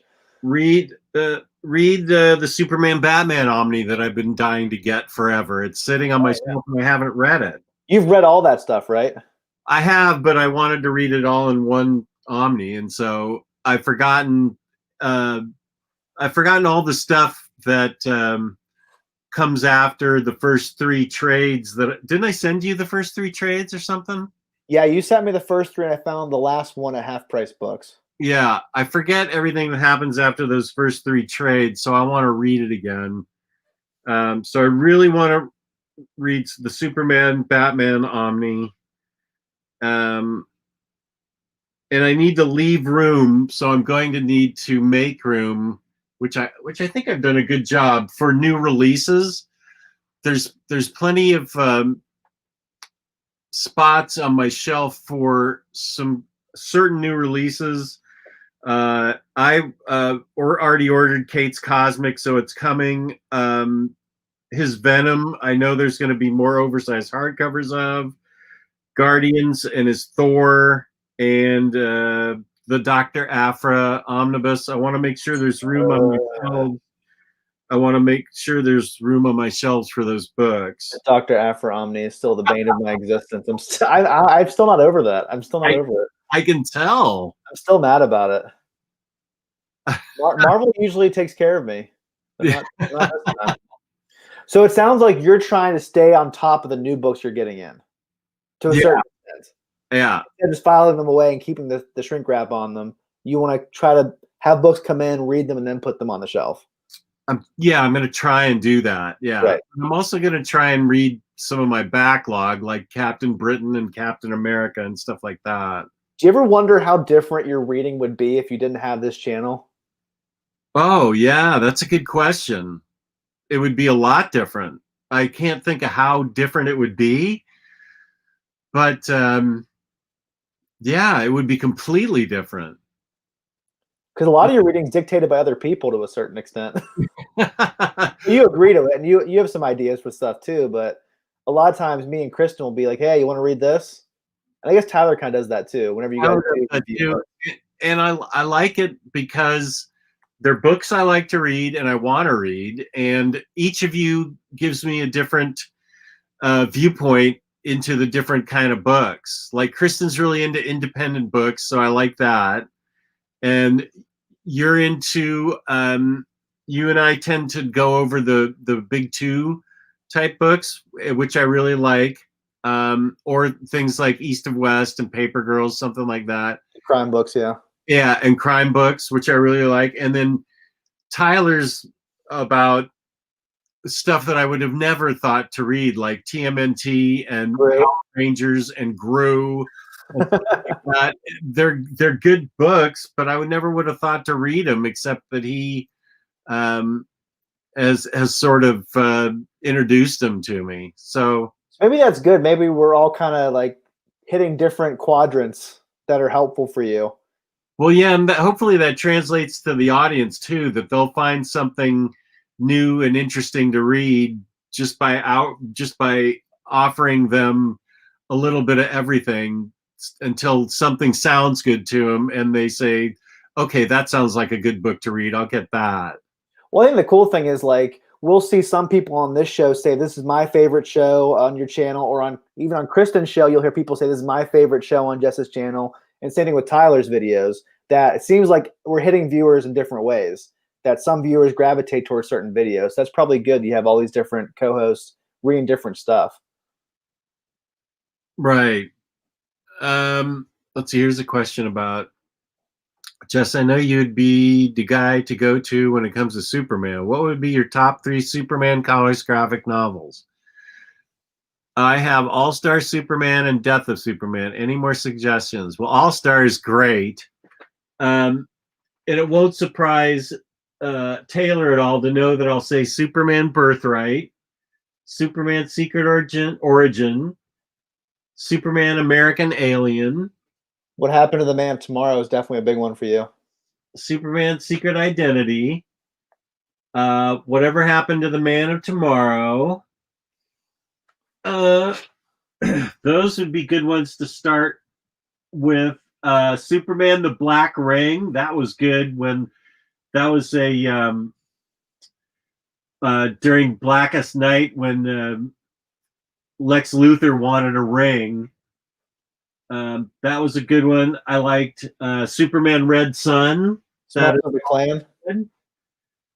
Sorry? Superman Smashes the Klan. You love that one. Oh, yeah. Superman Smashes the Klan. That'll be one of my best books of 2020. Superman for All Seasons is great. Yeah, Superman for All Seasons is My great. number one, if you've watched our videos, you know my number one is Secret Identity, then Secret Origins by Jeff Johns, and then American Alien. I love American Alien. That's such a good book. That really is. It's such a bummer. I mean, obviously what Max Landis did with catching a hashtag and the terrible stuff that he did, but it's also a bummer because he was going to do a follow-up to American Alien called Superman Agent of Batman. And it was going to involve a lot of Batman stuff, which I was really looking forward to. But we have American Alien. That's good enough for me.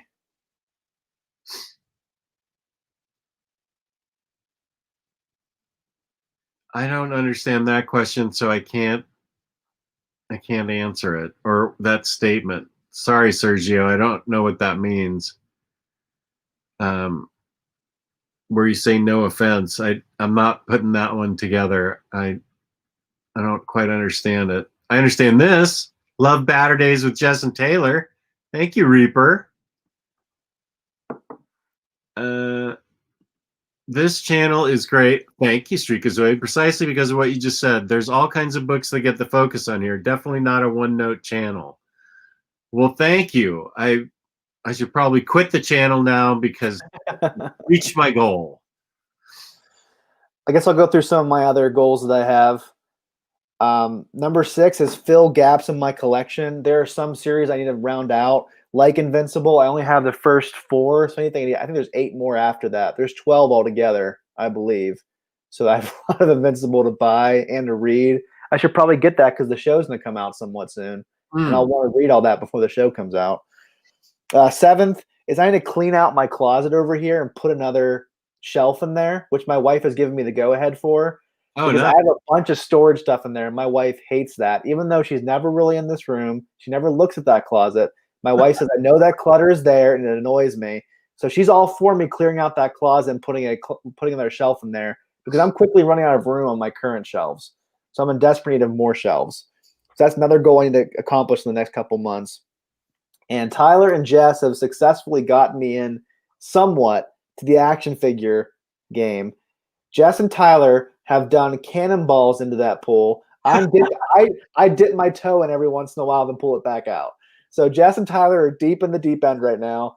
And I'm just kind of like waving at them from the side of the pool, but dipping my toe in. I have a bunch of Batman figures over here, and I'm going to slowly dip my toe into some Marvel figures this upcoming year. That sounds like a good goal. Yes. I also have an action figure goal. Is it to get Tyler to buy all the 7-inch McFarlane figures? That does need to be our collective goal, Jess. It's been a lot harder than I thought it would be. Inman 40. He had a question about Scarlet Witch. I included in my custom bound book that annual because it was a tie-in, but I don't know if it's going to be in the Scarlet Witch Volume 3. If the complete collection, or is it a hard? Wait, what is it? Is it a complete collection or a hardcover Scarlet? It says complete collection, so that means it's a trade paperback. Okay, it might have it. I don't actually know. I included it in my custom bound book, but I actually don't know. I'm sorry, I don't know if they. It is a tie-in that you need to have, but I don't know if they tied it in. If they put it in. Oh, I'm so sorry, Belton Brosker.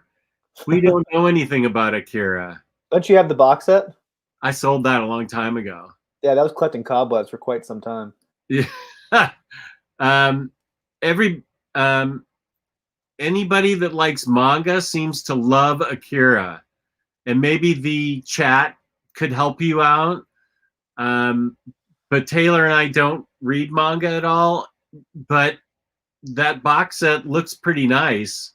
I never unboxed mine or looked at it. I just sold it when it was really expensive. So I'm sorry. Maybe the chat can help you. Yeah, so I want to round out Invincible. I need to buy the last couple of volumes of Chew because I know we want to do a crime corner on that at some point. That's good. I read the first volume and enjoyed it. That was a long time ago. I need to finish out that. And also Stray Bullets. I also read that first trade and enjoyed it. I need to buy the rest of the trades as well because I don't want that. Is it Uber Alice edition? Yeah, that seems like a recipe for crinkling of the spine with a crease in it. Yeah, because the trades are actually pretty nice and thick, which I'm glad they're not really small and thin. They're actually really sizable trades.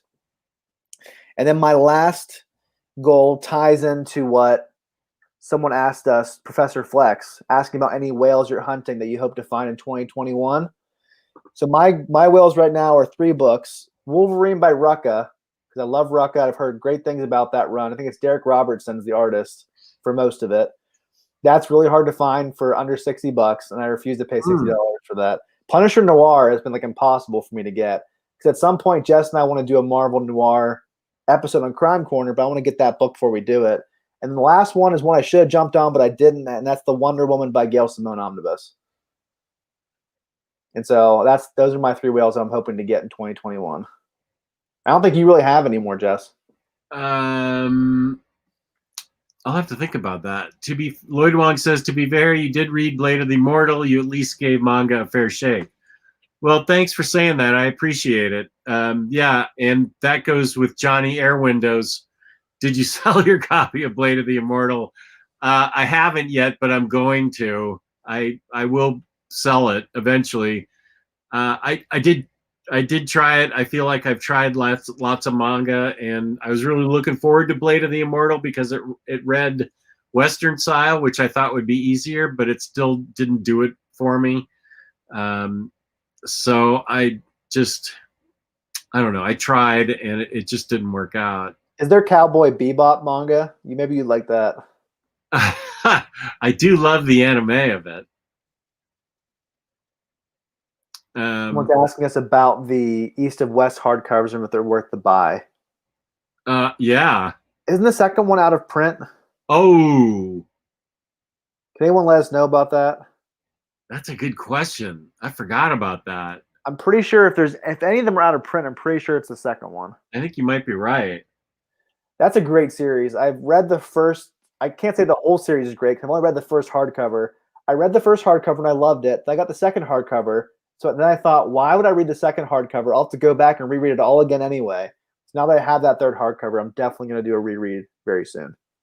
Yeah. Lloyd Wong, it's a very good point. Punisher by Rucka definitely needs to be collected in oversized format. I bet it will be eventually. That'll probably be one of the ones that Omar asks for. Hopefully. You need to pester him about, well, you already have that, so I guess you don't need it. But pester him on our behalf. Oh, about Punisher? What was the one he got for you that you really wanted from David at Marvel? Um, All New Wolverine. Yeah. I can't wait for that. That's gonna be one of my most excitable, one of my most anticipated books of 2021. Yeah. I love that series. I did. Yeah, it's one of my tops. One of my faves. Um, Streakazoid says they reprinted East of West Volume 2. Recently, it's available here in the UK. Huh. Okay. Let me check on Amazon and IST to see if they have it. Professor Flex, Jesse baited me on Spider-Woman showing all those trades earlier this week. Do you know if the old Spider-Woman series by Bendis are any good? Let's see. If I read them and still have them, they are. Yes. Well, I have Spider-Woman, Agent of Sword. That might be the only one I have. The other ones I have are by Dennis Hopeless. And then Spider-Woman, Spider-Women, that was like a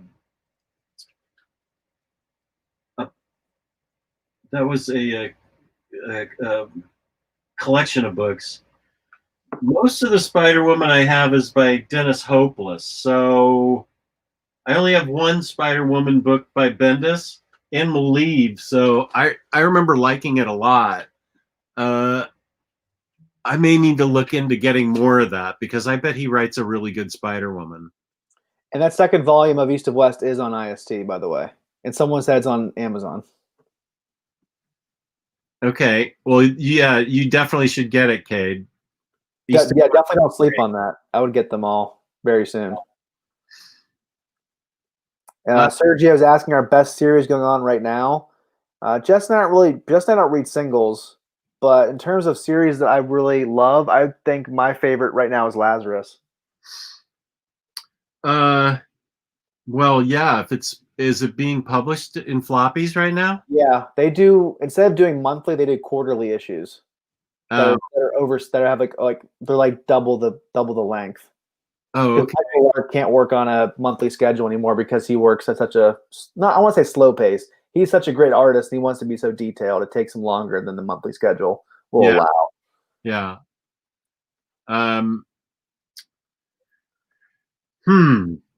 Best ongoing. It'd be hard if Lazarus is an ongoing and it's coming out often enough that it's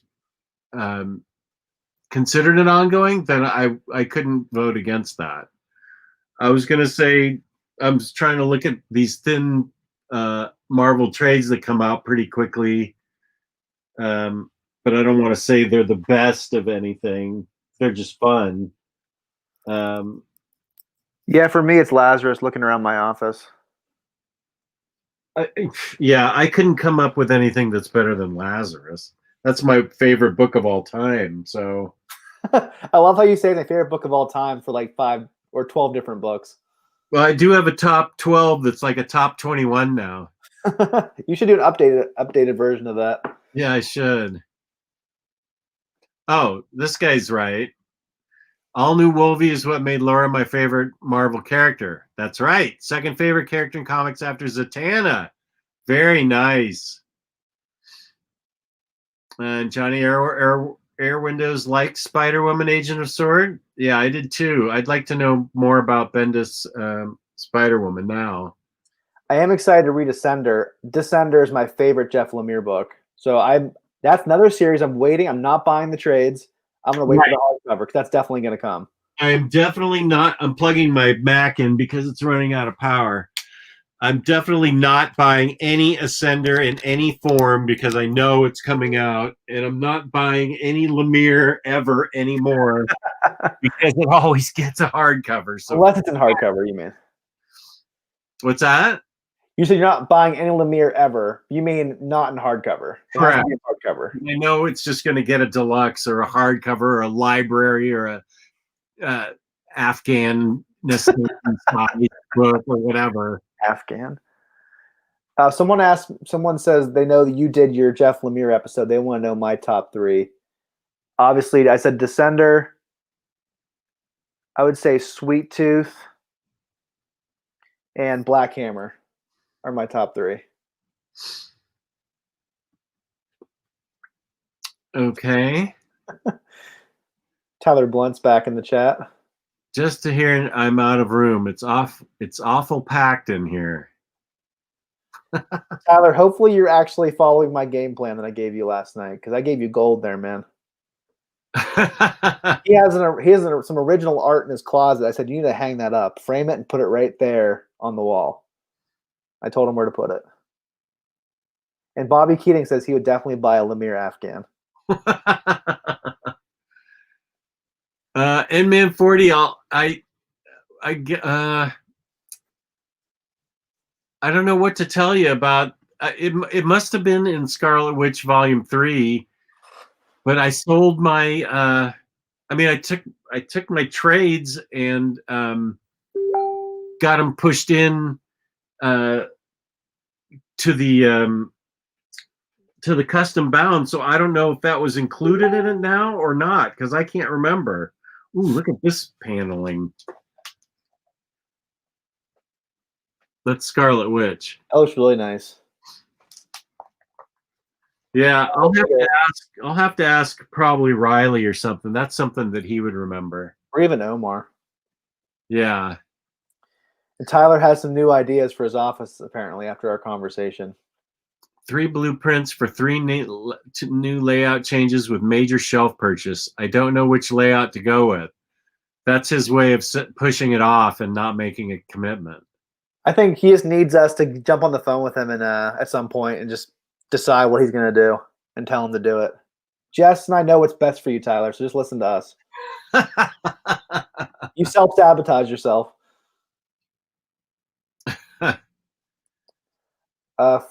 Farhan Saeed, that your guess is as good as mine. That hiatus started last year, and they still haven't announced anything, which I think is kind of odd. I think that's anything. There hasn't been a restart yet. Nope, there hasn't been anything. I think the hiatus started like middle of last year, and they put out that 3rd hardcover, and there's been nothing since then. And the thing about Saga is it's only halfway done, so it's going to be another like 10 years before that book is done. Huh. So T-Lar's going to work on his presentation, and we'll tell him what to do. Okay, good. Make sure you do a PowerPoint presentation with those cool effects of the words spinning in and dissolving. That's the only way I'll watch that presentation. Good at that. Okay, then he should do it then. Yeah. Let's see. I have some more. Let's see. Dr. Apra, read more independent stuff. I want to read more independent stuff that'll probably come courtesy of Kristen, but I got a ton of like Ennis war books and some other books that Sword Daughter I need to read. There's a lot. I have a lot of independent books that I just haven't read. So I need to read more independent stuff. And I want to read a lot of Dynamite's James Bond. I have all of it, and I want to read all of it. I need to read all of those too, because I have a bunch of them. I don't have all of them, but I have most of them. There's the ones that I've read with you, I've really enjoyed. And I read the Andy Diggle ones a month or two ago, and I really enjoyed those. So I love what I've read so far. I haven't been disappointed yet. The Warren Ellis ones were great. Oh, yeah. Finish Batman, the animated series. That's a goal for 2021. There we go. And then start Batman Beyond next year. Exactly. That figure's coming out we all want. You, me, and Tyler. The Batman Beyond by McFarlane. We all need that figure. Yeah. Action figures. Be very selective. Not much room left. Tyler, did you hear that? You can't pressure Jess into buying more figures. He has no room. I think I'm the one that pressured Tyler into getting back into action figures. I think he took sort of a break, and I sort of got him back into it. And for vinyl, be selective and get only something you will listen to over and over. and I can use Spotify for that, for discovering artists and listening to music I might want to buy. I tend to only want to buy ambient music that's on colored vinyl, so I want to stick to that. I feel like you haven't bought as much vinyl as you used to. I feel like you're pretty selective already. Yeah, I've slowed You don't tell me about the things you buy. I've really slowed down on that. Have you listened to that Thief album yet? I haven't yet because I'm worried that when I have to be in the right mood for it, because now your wife has freaked me out that she said she didn't like it and wanted you to turn it off. Don't listen to my wife. I shouldn't have told you that. You've already watched the movie. You know, you've heard the album before, technically. But that was back when it came out. I was like 25 when it came out. Dude, whenever we read Reckless and Sleeper, listen to that album. That'll be perfect. Okay. Because that will put you in the crime noir mood. Okay. Jeff's getting more Hot Toys this year. Got him back into it. There's a word for that. It's called relapse. And Hugo's talking about you investing in more Hot Toys. You have any goals about Hot Toys? I do have some credit sitting in Sideshow that should be used by the end of the year. I could get one more Hot Toy. Dude, you need to get that Mandalorian and the Child Hot Toy. It looks so awesome. You would love that. I think Gabe may have pre-ordered that. I think you should get that, dude. I think you'd love it. Or is it? Well, you have some guy sideshows. You have some guy Hot Toys, because usually all your statues were female, but you see, like, Hot Toys have been nothing but SpiderMan so far. And Tyler Blunt agrees with me. He says you need it. Okay. I'll get it if you give up looking for Mandalorian vinyl season 1, because I think that's a mistake. That's Tyler's most wanted thing in the universe right now. Yeah, and the music's better in season 2 anyway. Music's good in season 1. But it's better in season 2. Just because something's better doesn't mean you can't get the thing that's good. I will politely disagree with you. I didn't like the music in season 1. Oh, wow. I didn't get it. I love this. I love the music in season 1. I did not.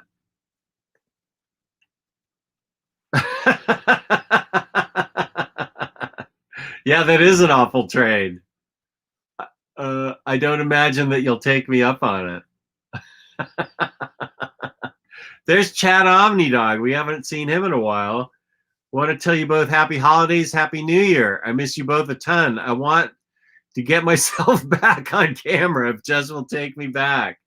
Of course, we haven't finished. What's the name? Ultimate Spider-Man.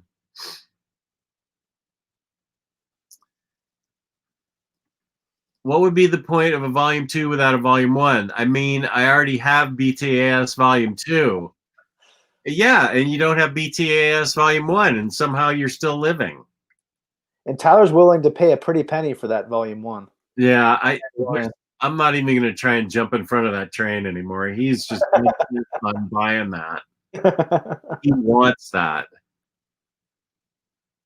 So, Jess, what readathon are you the most dedicated to finishing in 2021? Like, if all else fails, this is the series I want to read in 2021 of the ones you already talked about. The one that I'm most determined to read? Yeah. I think Brubaker Captain America. That's one you definitely need to read because of how much you love Brubaker. That's a classic run. I'm surprised you haven't read yet. So I think it's one you definitely need to read. Yeah. I think that's it. And then, I don't know, everything else, and I know I want to see the New Mutants movie and then read the Omni. But that's not as important to me as reading Brubaker Captain America. You have to watch those Planet of the Apes movies before New Mutants. You've been promising Lou for like 5 years. Lou was supposed to send those to me. Sounds like T.L.R. Blount might get involved in our Brubaker Cap readathon. Maybe that can be your summer readathon, Tyler. I know you had a plan for your summer readathon, but how about we hijack it and make it Brubaker Cap? Yeah, That would be a great time to read it because it's during 4th of July. very Very patriotic. Jinx. So we should do that, Tyler. I know you had a plan, kind of, but my plans for you are always better. So we're just gonna do that. So it's winter of Star Wars, spring of Goon, and then summer of Captain America. That is perfect. I have a perfect plan for Tyler's life in his office. Did we finish your goals? Yeah, I finished mine. Okay. IQ. Lou was supposed to do a lot of things. Yeah. Including that burger he owes you still. If you ever see Lou in person, you have to make him buy you that burger, Jess. I don't know how I'm going to get that burger from him. Exactly. I was supposed to get it when we were down at Disney World, and then he had to work that day that we were going to meet.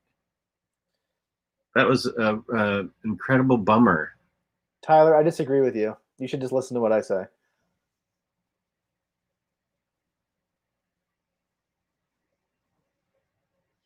Okay, here's a question for Tyler. Taylor, I finally did it. I mixed How dare you.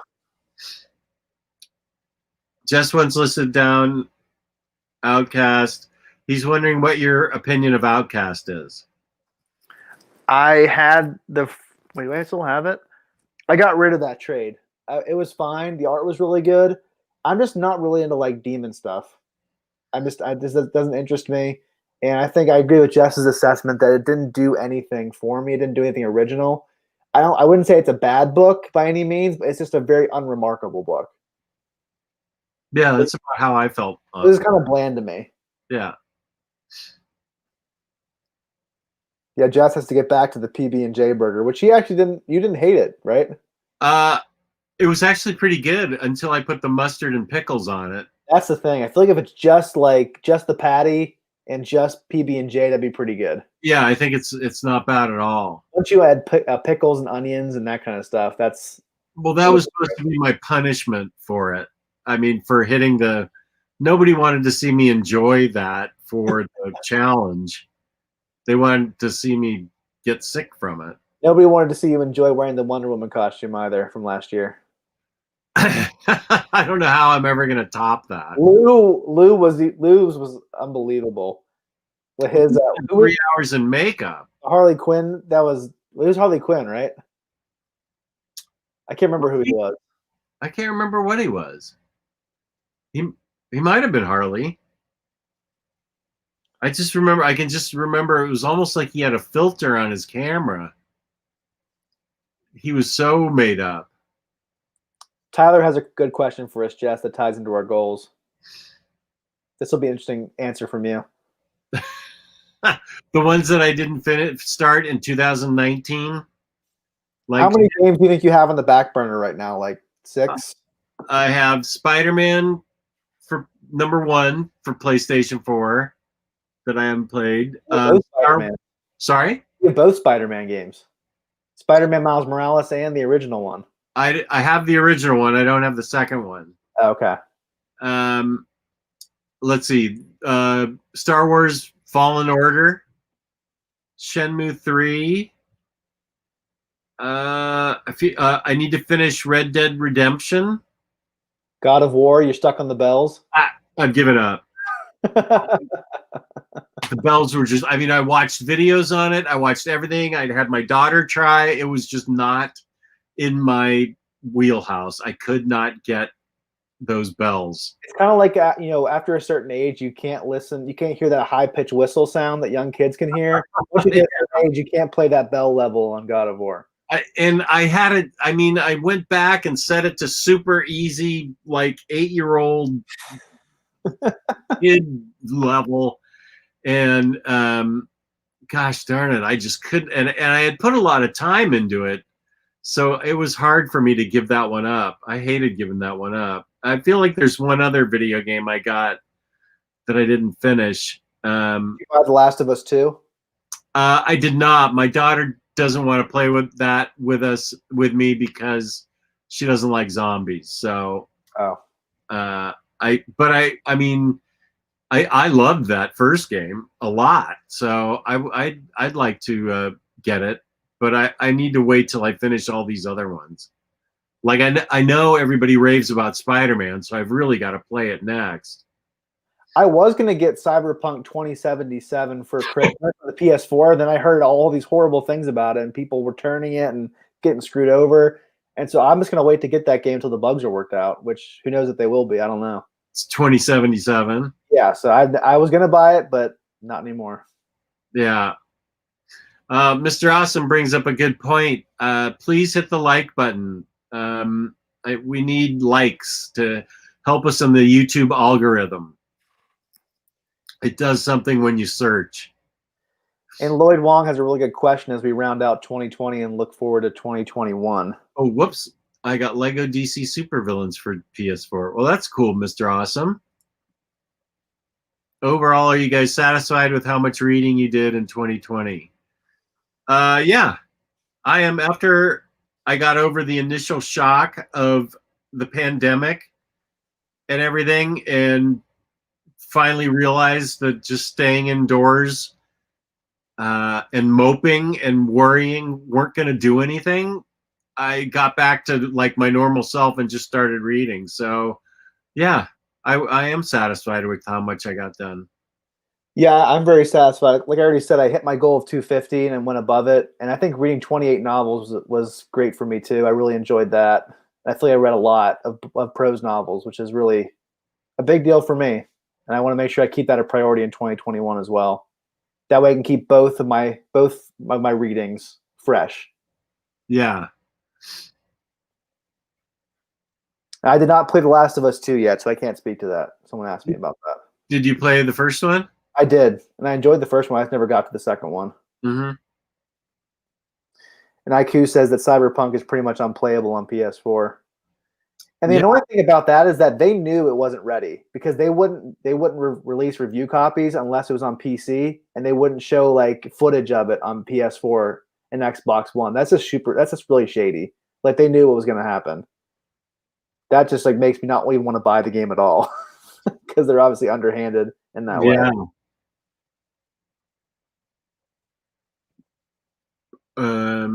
Here's a good question for you. That I've ever read? I might just go back to this past year. I think I told Jess about this already. The Orphan X series I read by Greg Hurwitz, who's also a comics writer. That series was phenomenal, and I can't wait for the new one that's coming out in January. It's kind of like The Equalizer, where the best assassin in the world, he retires, and he has this number that you can call and ask for his help with a problem, like someone's trying to kill you or you have some problem you need to get out of, and he'll help you for free. And his past is coming back to haunt him, and different other orphans. He's Orphan X, there's Orphan A, Orphan B, and these other orphans are coming back trying to kill him. And that was a fantastic crime series that I really, really enjoyed. That was probably the biggest book or a series of books? It's a series of books. That was probably the biggest surprise for me of 2020 of how much I loved it in terms of reading. I love that series so much. I can't wait for the new one to come out. If there was any books I would recommend to you to read, Jess, if you want to get back into prose, the Orphan X series is fantastic. I know you're not going to, but I'm just saying that would be what I would recommend to you. Yeah, it sounds way interesting. It's really it's like the best action I've ever read in prose. And there's some scenes I'm like, I would just love to see that on the screen. I would love if there's like an HBO show of this. It's just some awesome stuff I would never even think of. Yeah, it's such a great series. And I need to read he did a run on Detective Comics, this writer, Greg Hurwitz. And I've heard it's actually pretty good. It was that stuff after Tony Daniels' run that everybody hated. Okay. No, actually, no, I'm sorry. I take that back. He did a Dark Knight run, and it was after David Finch. Oh. Everyone hated. Right. Apparently his stuff is really good. Okay. I'm running out of steam, and I'm starving, so I got to go eat dinner. And I will end this by saying, is this our last Baturdays for 2020? It is, yes. Well, it's been great doing Baturdays with you. We're doing Crime Corner we're doing Star Wars this coming Friday. No, 2 Fridays from 2 Fridays from now. Yeah. Okay. So this will be our last appearance together then for 2020. Thank you to the everybody that watched. thank you to everybody that chatted. We really appreciate everybody's input and the fact that you watch us. It means a lot to us that you watch us. It means a lot to us that you come to us for advice and suggestions, and we really appreciate the feedback we get from you. So we hope you guys, after having survived 2020, we hope you have a great 2021. And thanks to my co-pilot, the Minister of Comics himself, Taylor Brown. I'm looking forward to doing many more videos in 2021. Excellent. So please hit the like button, give us a comment, please subscribe. We always respond to comments. And peace and love, peace and love. And I'll try to find out about that issue for you in Man 40. Good night and good